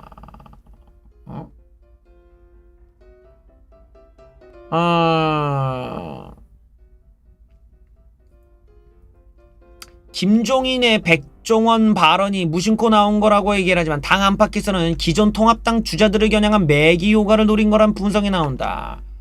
이제 당내 자칭 타칭 대선 주자들은 백종원을 떠올리며 대차 대조표를 짤 수밖에 없지 않겠냐. 외연 확장과 경쟁력 강화를 위한 적절한 자극이 될 것이다. 결국에는 그러니까 백종원이라는 어떤 롤 모델을 잡아놓은 거예요. 그러면서 나머지 후보들이 백종원만큼 나도 좀 호감도를 올리고 어떻게 할지를 분석하라는 내용의 어떤 일종의 아웃라인을 줬다라는 의미죠. 동시에 여기 또 숨은 코드가 있어. 그게 뭐냐? 백종원의 고향이 충남 예산이라니로 충청 대망론을 염두에 뒀다는 해석까지 분출할 정도다. 윤석열부터 백종원까지 보수 진영에서 관심을 이끈 이들 모두가 충청도 베이스다. 자, 그러다 보니까 실제 의도 여부를 떠나 김종인의 판 흔들기가 이번에도 주요했다는 반응이 나오고 있다. 백종원에 대한 세간의 관심에 유쾌한 반응을 보이는 김종인. 예. 야, 그리고 이런 그 재선 의원들이 백종원을 언급한 배경에 묻자 종인알배가 이렇게 얘기했대요. 바깥에서 얘기 들어보니까 이게 백종원 씨가 이게 국민한테 제일 인기가 있다네 이러고 웃었다고 합니다. 예. 특별히 염두에 둔 인물이 있느냐? 그 벌레 손이 아니네. 예. 없어! 라고 잘라 말한 뒤 시간이 지나면서 좋은 사람이 나오지 않겠냐라고 얘기했습니다. 일단 대중성, 참신성을 두루 갖춘 인물을 기대하고 있다. 경제 전문가. 글쎄요, 뭐 사실 지금 상황에서 우파 진영에서 그런 사람이 어딨어. 쉽지가 않죠. 이게 그게 뭐 얘기 나오는 게 이제 제가 예전에도 얘기했지만 이제 홍정욱 정도 아니겠느냐. 뭐 얘기를 꺼내면은 뭐 홍정욱 말고 뭐 누가 있어. 뭐.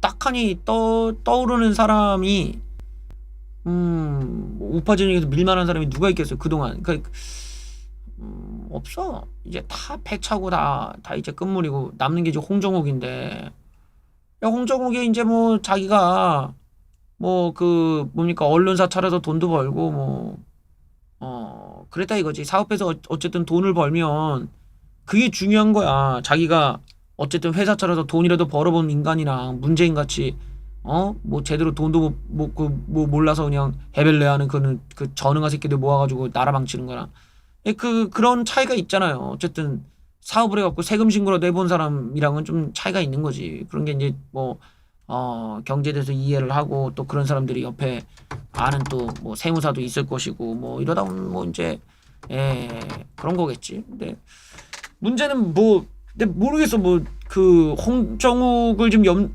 홍정욱 말고 뭐 누가 있을까요? 좀 뭐 제시할 만한 사람이 진짜 없나? 홍정욱도 사실 뭐 불안하다면 불안할 수 있는데 모르지. 지금 홍정욱 얘기가 나왔다가 이렇게 뒤로 빠진 것도 김종인이 이렇게 판을 깔기 위해서 이거 정욱이야. 아니 나야. 나 누구지 알지? 나 뉴스 많이 나오잖아. 웬일이십니까? 너 괜히 너 인터뷰하고 나오지 말고 너 좀 몇 개월 뒤에 있어. 그냥 내가 알아서 판 깔 테니까 알아서. 너 인마 너 면도하고 이게 그 사진 이거 예쁜 거랑 올려놓고 딸 잘 가져하고 알아서 너 뒤에 빠져 있어.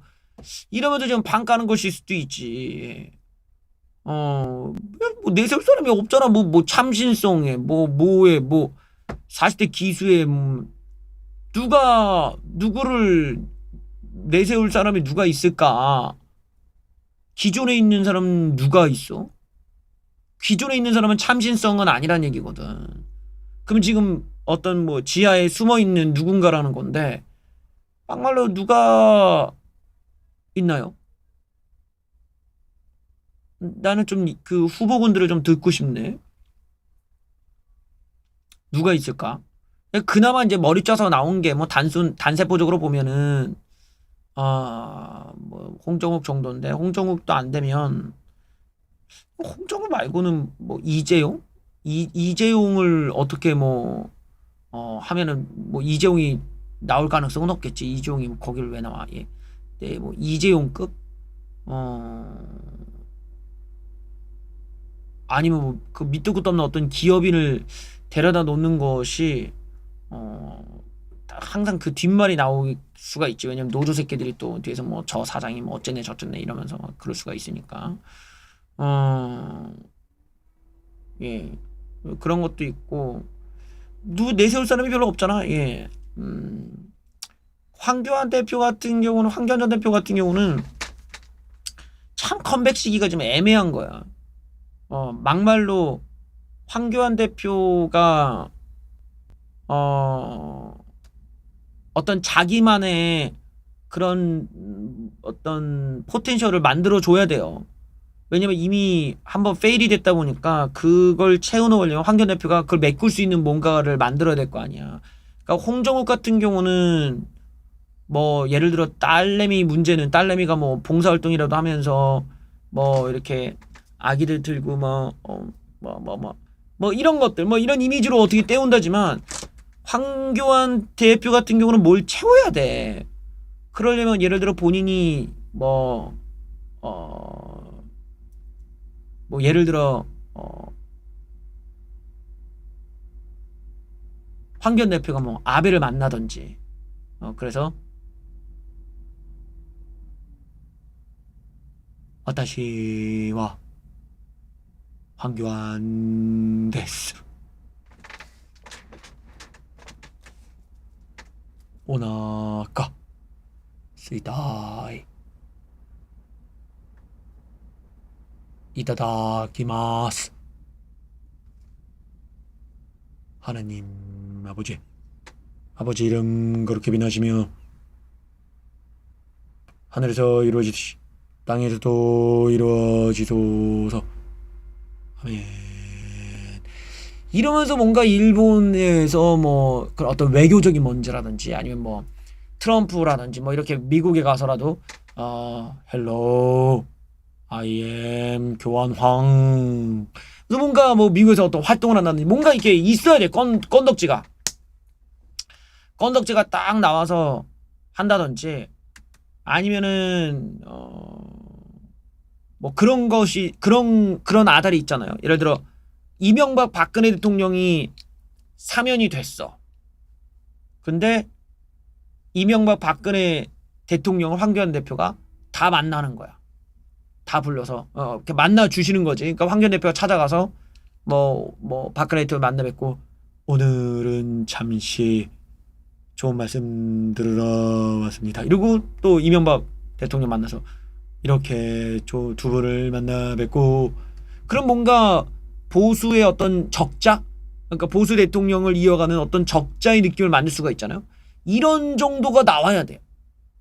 물론 이게 도움이 될런지는 모르겠지만 그 전직 대통령과의 어떤 연관성이 뭔가를 만들어낸다라는 거는 뭐 불확실성이 더 크긴 한데 지금 상황에서는 그러니까 뭔가 황교안 대표가 만들려면 이게 있어야 돼요. 어떤 각이 나올 수 있는 각이 나와야 되는데 이게 쉽지가 않죠. 쉽지가 않아.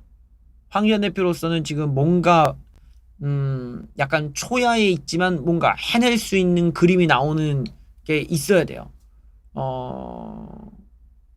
있어야 돼. 그게 아주 쉽지 않을 겁니다. 그 사이가 아주 그렇지. 그 사이가 그렇긴 한데 황교안 대표가 그걸 얻어내기 위해서는 과연 어떤 독자적인 뭔가보다는 좀 외부적인 어떤 운이 좀 필요해 보여요. 그래서 기도빨이라는 거 과연 어떻게 다시 또 기도빨이 살릴 수 있는지 지켜봐야겠죠. 일단은 통합당이 좌클릭을 하고 있어요. 이제 중도 클릭이라고 될 텐데 이 중도 클릭에 대해서 사실은 또 이렇게 어떻게 보면 우파 이렇게 유튜브 우파라고 해야겠죠. 유튜브 우파에 계신 분들은 불만이 많을 거예요. 많은 불만이 있지. 정서 자체가 좌클릭에 대한 어떤 거부감이 일단 기반에 깔려 있기 때문에 더더욱 그럴 텐데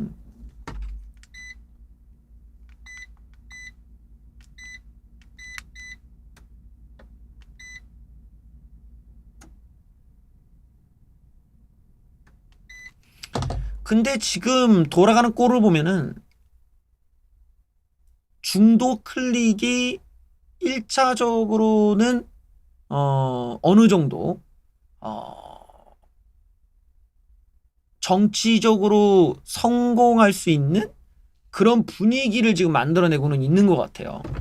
약간의 변화를 좀 보시죠. 김종인 체제가 들어온 지 20여일 만에 통합당이 중도 지지율을 끌어먹고 있다라는 것입니다. 통합당의 지지율 보면 보수층의 이탈은 크지가 않아요. 고작 해봤자 0.3% 나갔는데 중도층은 무려 몇 프로야? 이거 뭐 6%, 7% 가까이 올랐어. 이런 극적인 변화는 기존에는 없었던 거거든요. 그러니까 지금 이걸 봐봐요. 보수에 0.3% 주고 중도를 7% 얻을 수 있다면 이거는 어마어마한 그 교환 아니야. 이 몇 배야? 이게 거의 한 20배가 넘잖아. 23배 아니야? 23배 아니야? 23배의 가치 교환이 일어났다는 거야. 재미있게도 통합당을 지지하는 사람들이 이탈이 크지 않고 있다라는 거는 그런 내용을 알고 지지한다라는 거겠죠. 야, 7%가 올랐더라. 통합당의 지지율이 김종인 체제 이후 꿈틀거리면서 올라가고 있다. 중도층에서 견인하는 것으로 보이는데 김종인의 기본소득제, 전일보육제 같은 것들이 기존의 보수 가치와 다르면서 진보적 의제를 선점한 것이 중도층을 움직였다는 분석이 나온다.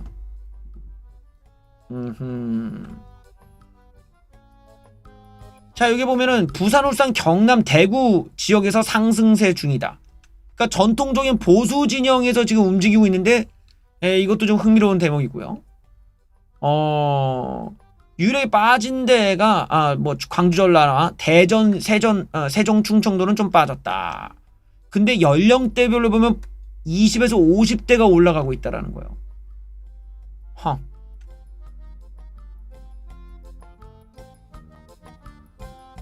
재밌네요.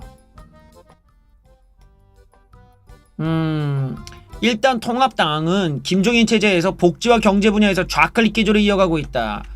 당명 변경, 정강정책 개편 등등을 재건을 추진하고 있는데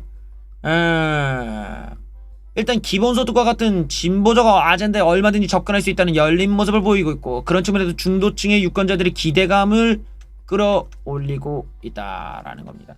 이게 지금 어디까지 뭐 유지가 될런지는 봐야 되는데 분명한 거는 지금 우파 유튜버 세계관과는 완전히 반대로 가고 있어요. 반대로 가고 있고 그것이 현실 세계에서 지금 수치로 치환되고 있다. 물론 뭐 지지로 뭐 누가 믿냐 뭐 이럴 수는 있는데 일단 이제 추세적으로는 상승 추세에 와 있다라는 거죠. 그리고 이전에 통합당, 이전에 자유한국당에서는 중도층을 끌어당겨서 저렇게 올라갔다는 사례를 난 본 적이 없는 것 같아. 이제까지 내가 뉴스를 하면서 중도층에서 7%가 올랐다. 이거는 약간 좀 기괴한 좀 현상이긴 하거든요. 예, 좀 기괴한 현상이긴 한데 통합당의 경우는 사실은 우파 유튜버에서는 우파 유튜버들과는 이제 완전히 결별이지, 결별. 우파 유튜버에 대해서는 그냥 너희들은 뭐 우리와는 상관없는 애들인가 알아서 해. 뭐 이거야, 그냥. 그냥 이거야. 그 통합당에서 이렇게 나오는 데에는 진짜로 이제 어떤 친박, 친이 뭐 이런 개념들, 과거와는 완전히 결별을 하고 이제는 어떤 정책, 아젠다, 승부를 벌이겠다라는 거예요. 여기에 대해서는 현재 이제 이런 그 과거의 계파 갈등에 익숙해 있고 계파적 관점에서의 몰입도가 있었던 그 유튜브 우파에게는 상당히 어색한 면이 있어요. 왜냐면 어떤 사실 내가 이제 그런 정책적인 부분에서는 유튜버들에게 이런 우파 유튜버 세계를 그렇게 담론화 시키진 않으니까요. 보통은 계파적 갈등, 뭐 어떤 탄핵에 대한 책임 문제 이게 이제 주요 아젠다였잖아. 거기는 정책과는 무관한 거지. 정책과는 무관한 거고 사실 정책 개발은 다 이루어진 게 없어. 다 뺐던 얘기 또 나오거든. 뭐 부가세 법인세를 낮추자. 뭐 이런 거는 전혀 다른 게 없어요. 통합당이랑 뭐 우리공화당은 별 차이도 없고 뭐 다른 당들 우파 정당들이 다 비슷비슷했다면 이번에 그 김종인이 제시한 거는 완전히 그 어떻게 보면 민주당을 곤란하게 만드는 면이 있다라는 거죠.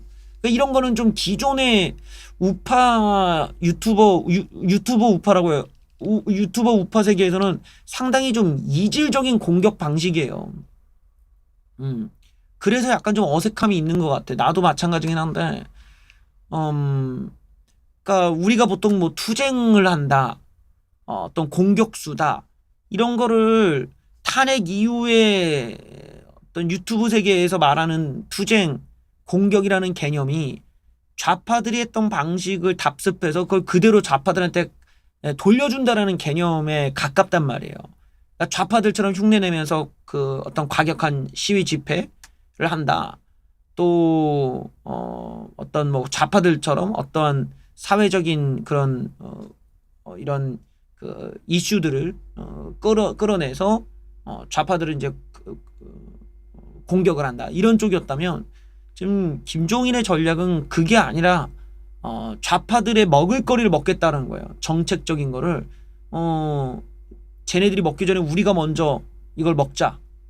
그러니까 전에도 제가 강조하듯이 어떤 아젠다를 가지고 먼저 선점을 함으로써 민주당이 선택권이 없게 만들어 버린다는 거죠. 그러니까 실제로 중도층에서는 뭐 예를 들어 조국 사태가 됐든 뭐가 됐든 그런 게 터져도 자유한국당을 지지하지 않았단 말이지. 근데 아젠다를 선점한다는 거는 같은 집토끼를 잃을 리스크가 있는데 일단 자기 자신은 정치적으로 중도라고 하는 약간 정치 무지층, 정치 무관심층한테는 상당한 눈길을 끄는 마케팅으로서는 성공한 면이 있었다라는 거예요. 역설적인 면인 것 같아. 집토끼들의 입장에서 상당히 불만이 있을 수밖에 없죠. 이게 뭐가 우파 정당이야? 이럴 수 있지.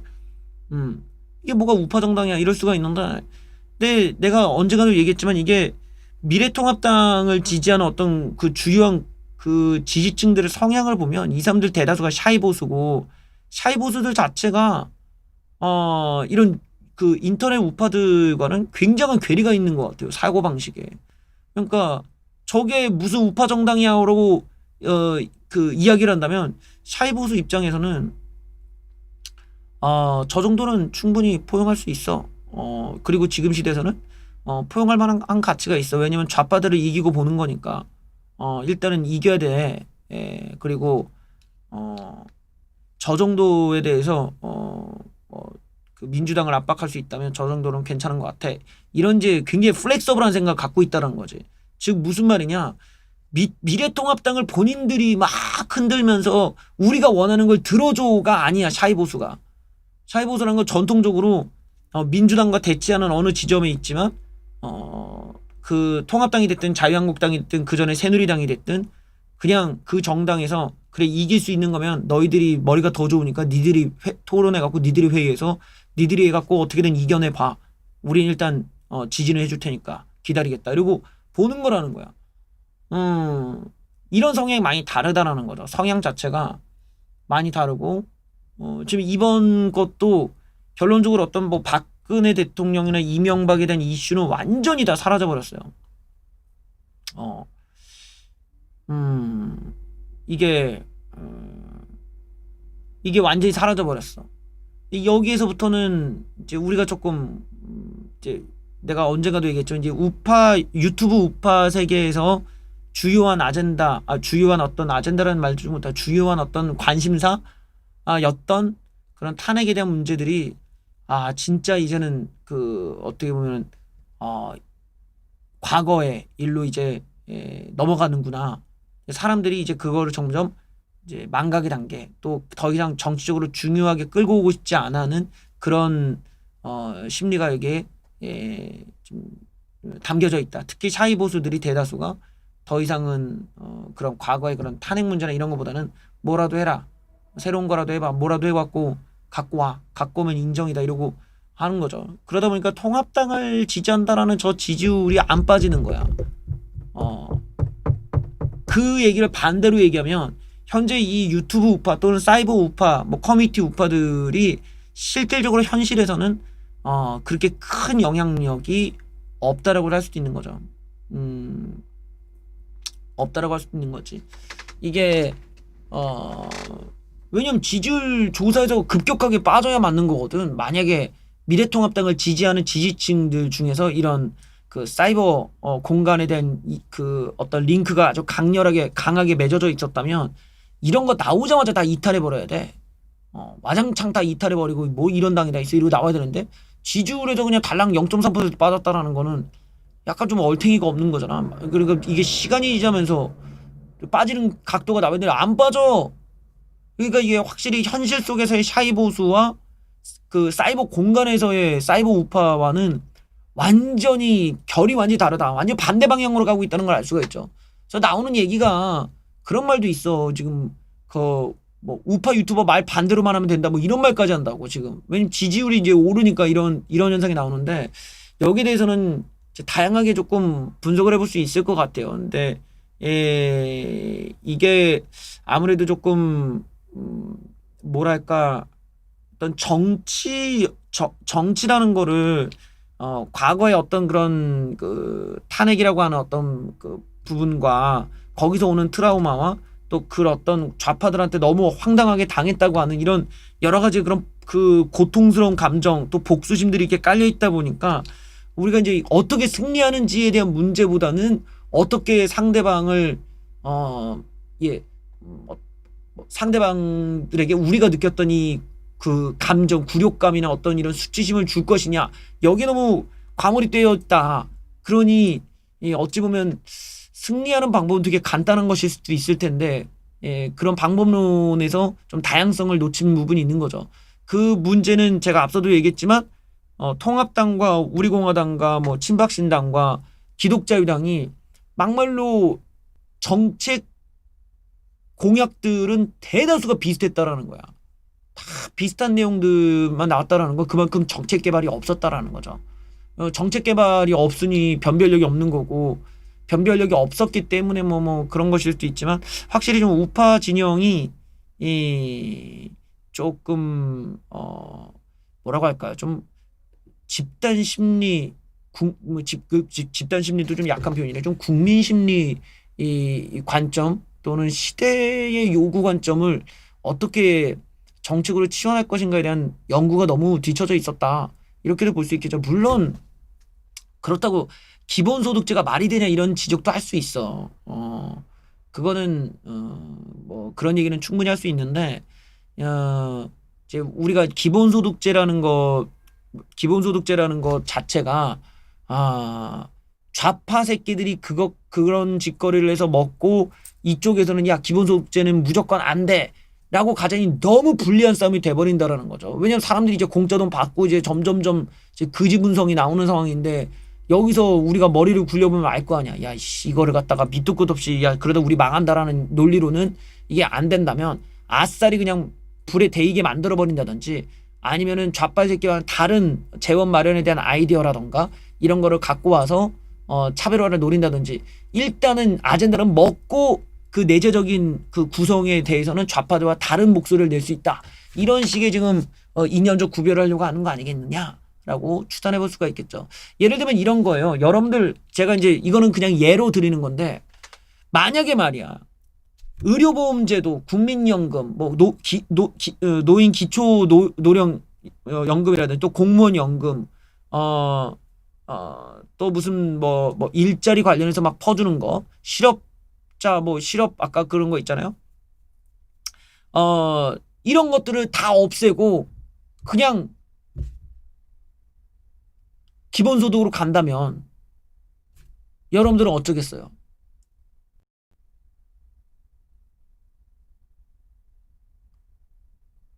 우리가 이제 기본소득이라는 거를 따로 떼서만 얘기하는 게 아니라 기존에 있었던 뭐 일종의 복지제도를 죄다 다 퉁을 기본소득제로 다 퉁을 쳐버리는 거야 그냥. 이거를 다 그냥 다 하고 그냥 기본소득제로 그냥 다 퉁치면 어차피 재원 마련 걱정은 그렇게 크지 않을 수 있다는 거지.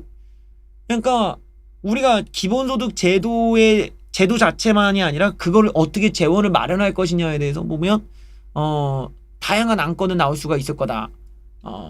그러니까 이런 점에서는 야 아싸리 그냥 내가 너희들 돈 줄 테니까 니들이 알아서 써. 이런 상황이 과거의 우파들이 얘기했던 거와 크게 다르지가 않다라는 거야. 무슨 말이냐면 복지를 늘리기보다는 일자리를 늘리자라는 논리가 바로 이 논리거든. 이게 무슨 말이냐면 우리가 복지를 늘리지 말자. 세금을 줄이고 그다음에 일자리를 늘리면 되잖아. 그럼 세금을 낮추면 돼 이거였거든. 그러면은 알아서 니들이 번 돈으로 니들이 치료비 내고 니들이 알아서 늙어 죽을 때까지 못 쓰면 되잖아. 이 논리인데 지금 시대가 일자리를 늘리기 너무 어렵다 이거지.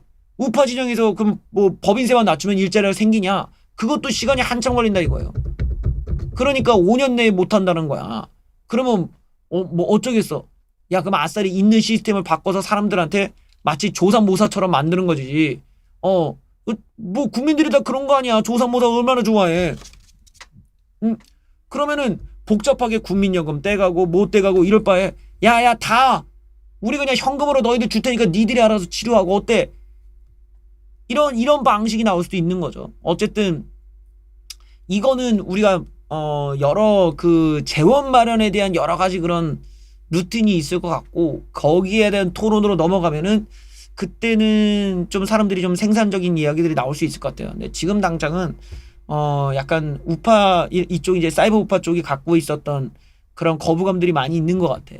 그런 거부감이 많이 있고 또 지금 우리들이 이런 이야기가 나오는 원인들을 좀 생각해 볼 필요가 있어요. 그러니까 단순히 우파 진영이 그동안 이제 탄핵 문제, 계파 갈등 문제, 뭐 어떤 당과 당 간의 문제 여러 가지 이제 그런 그 갈등 요소, 그 감정적인 부분에 너무 과몰입됐었다면 뭐 지금은 요즘은 뭐 부정선거 얘기도 있고 뭐 한다지만 우리가 동시에 그런 것들과 동시에 진짜 우파라면 항상 세상의 변화를 봐야 된단 말이에요.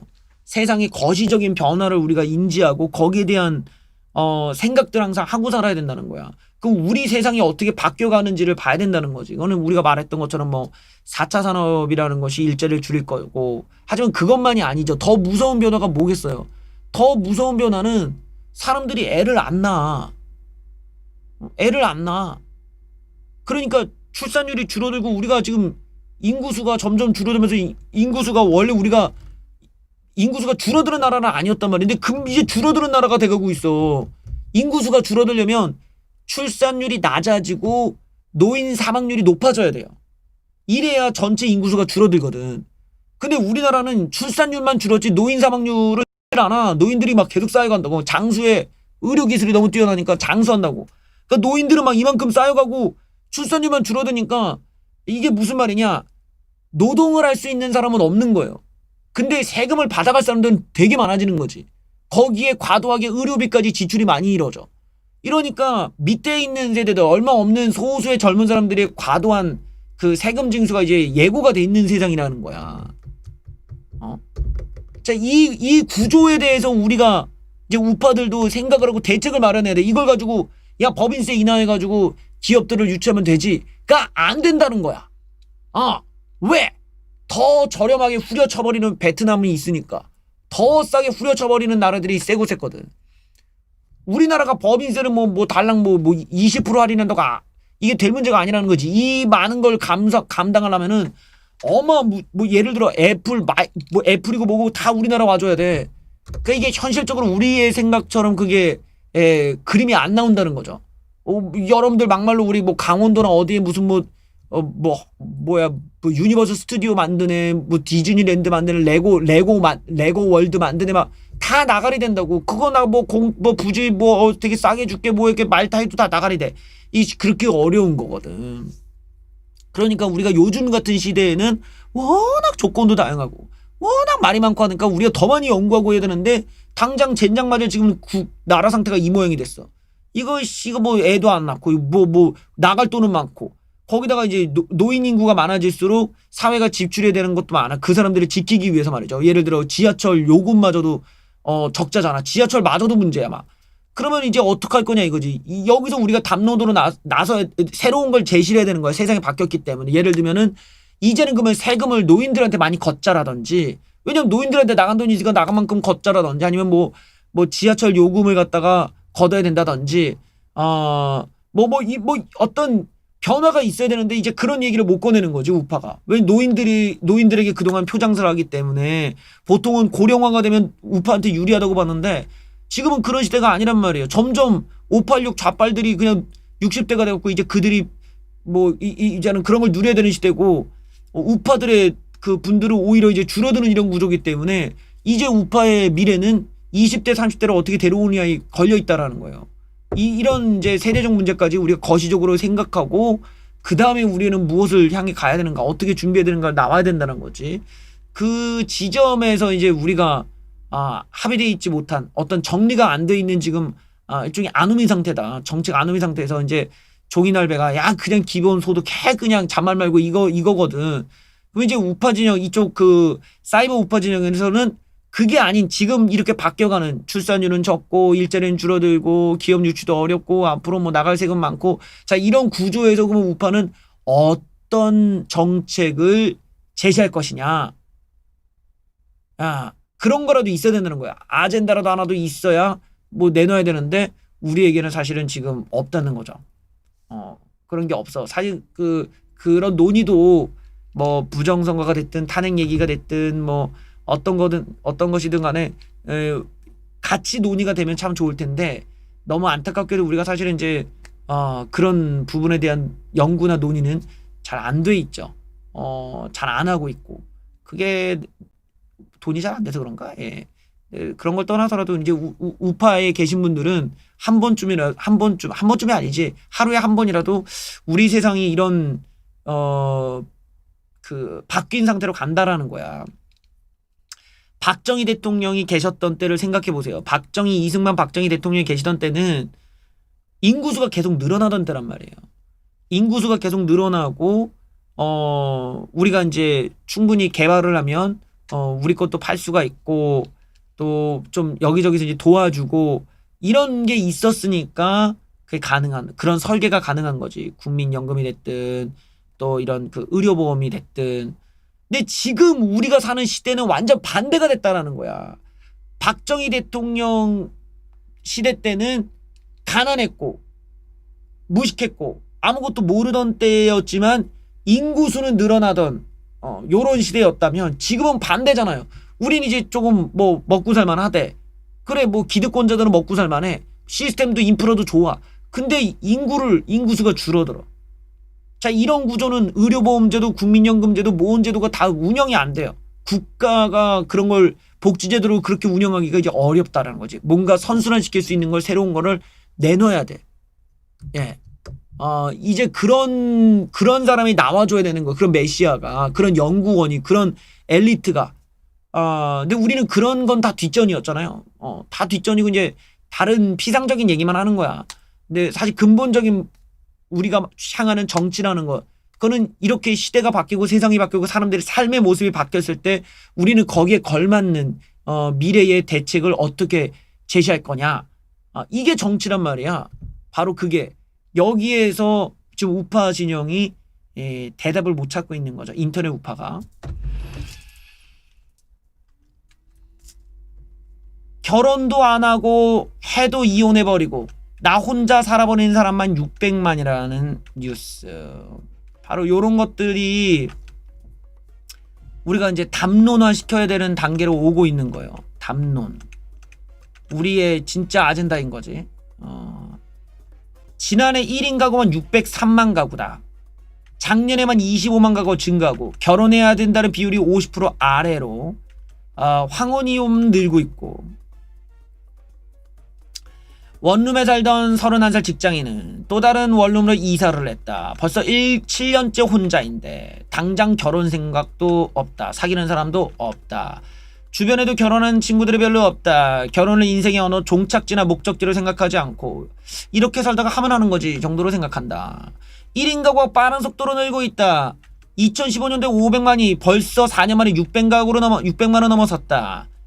자, 결혼을 하더라도 포기하거나 늦게 하는 청년들이 늘어난 탓이다. 자녀들을 다 키우고 황혼이혼하는 사람들도 늘어난다.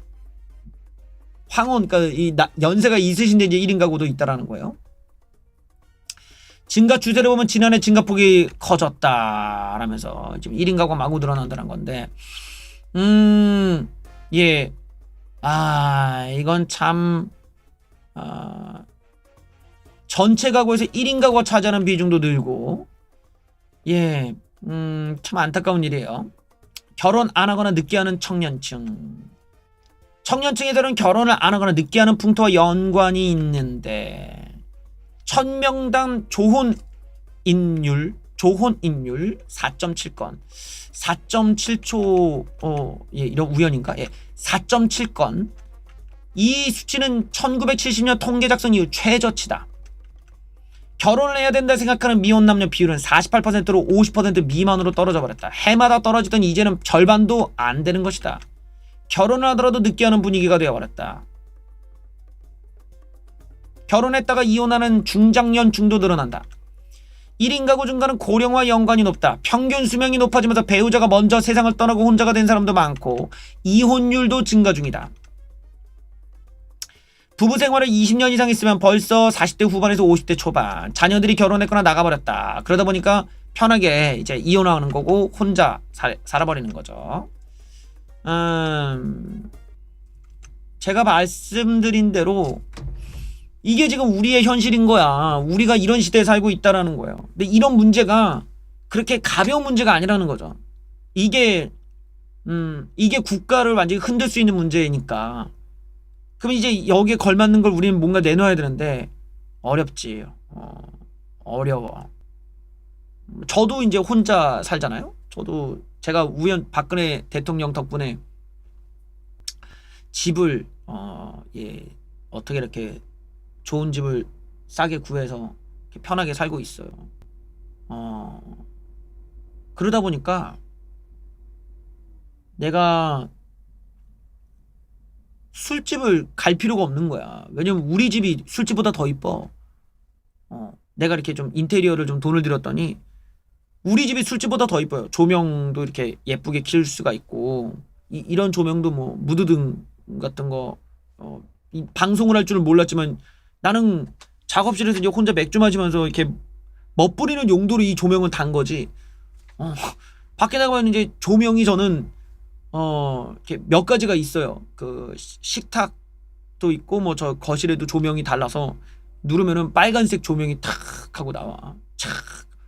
거기서 이제 술 한잔 하면은 죽지. 그러면서 이제 혼자서 마셔도 분위기가 마치 바에서 온 것 같은 느낌이 나니까 나갈 일이 없어. 굉장히 어떻게 혼자 사는데 최적화가 돼 있는 그런 삶인 거죠. 그러니까 옛날에 여러분들 아실런가 모르는데 일본에서 그런 그 히키코모리가 아니라 뭐라고 해야 오타쿠라고 해야 되나?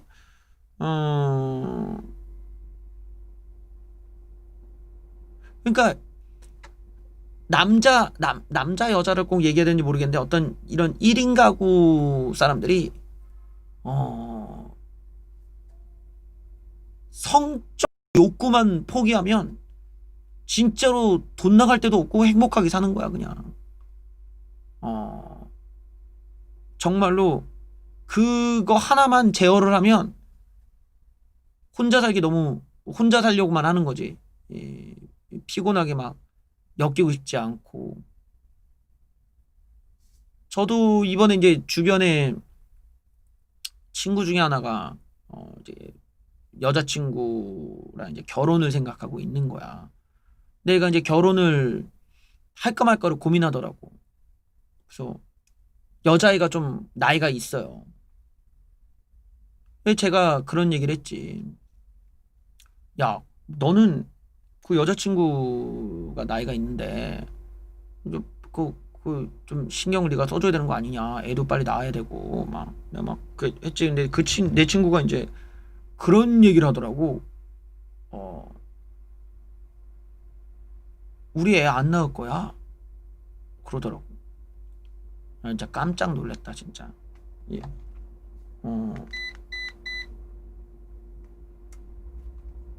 애를 안 낳겠대.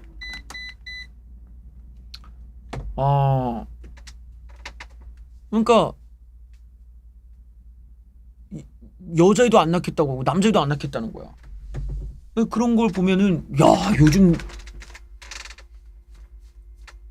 요즘은 진짜로 사고방식이 젊은 사람들이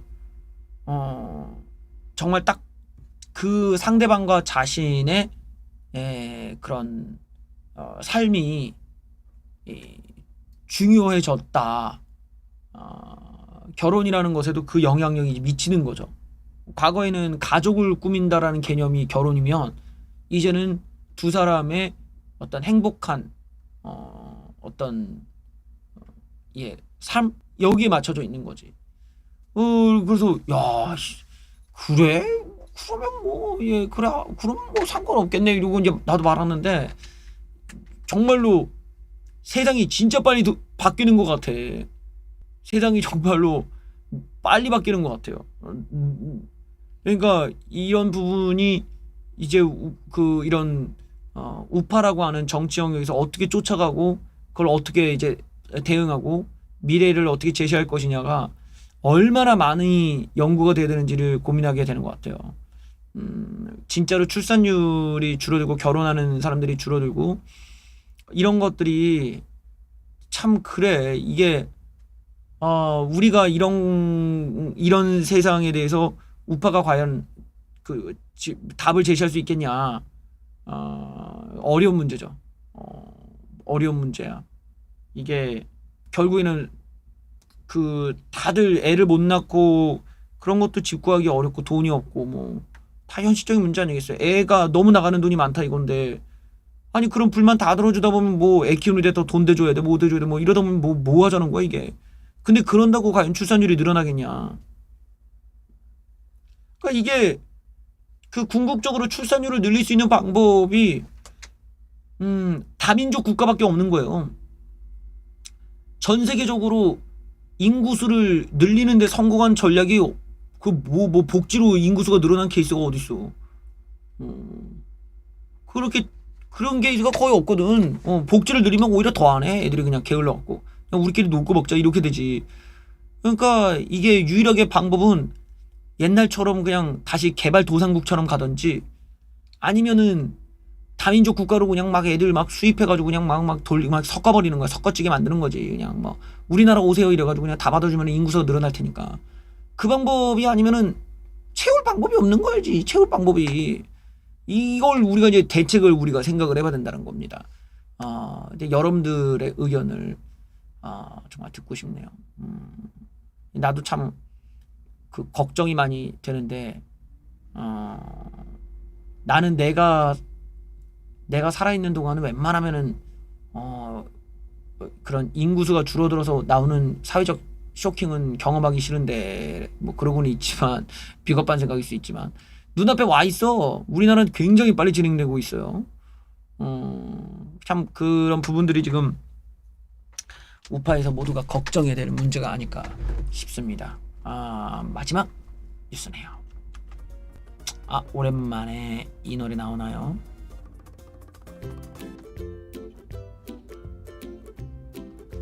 내일 장맛비가 내린다고 합니다. 장마가 온다고? 내일은 장맛비가 내리면서 중부와 남부 지방이 동시에 장마철에 들겠다. 내일 서쪽에도 저기압이 유입되면서 남해에 머무던 장마 전설을 끌어 전국에 장맛비가 내린다. 모레까지 이어진다.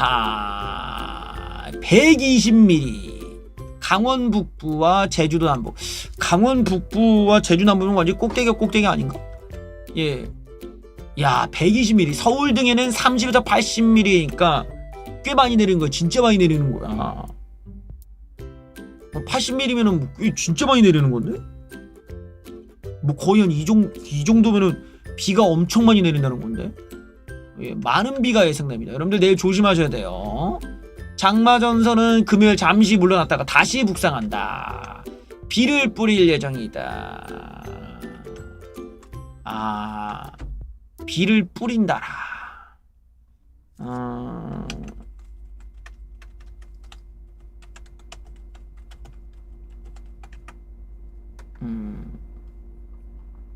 그래요. 또 한번 질러줘야지. 비를 뿌린다고 하니까 또 불러줘야죠. 요거 나 이거 부르려고 했는데 주르륵이 아니라 나 이거 부르려고 했는데.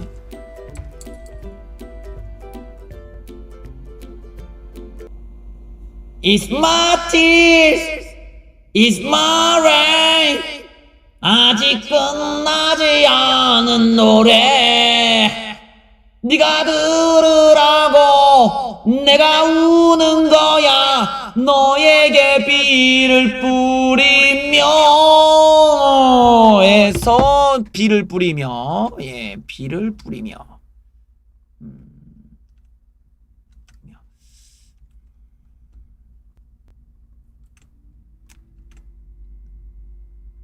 굳이 그 뿌린다라는 것 때문에 저걸 불러야만 했는가 이렇게 말씀을 하시는데 이렇게 시청각적인 부분 그냥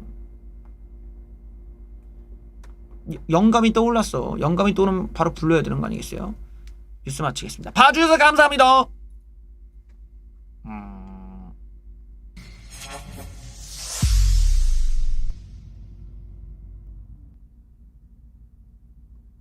네, 이게 오늘 음향은 괜찮습니까? 제가 노래할 때 소리가 안 찢어졌나요? 조금 그 문제, 내가 지금 볼륨이 약간 좀 찢어지는 것 같은데, 내가 오늘 또 좀 테스트를 좀 해봐야 될 것 같아. 잠시만요. 제가 혹시라도 여러분들 중에서, 그래요.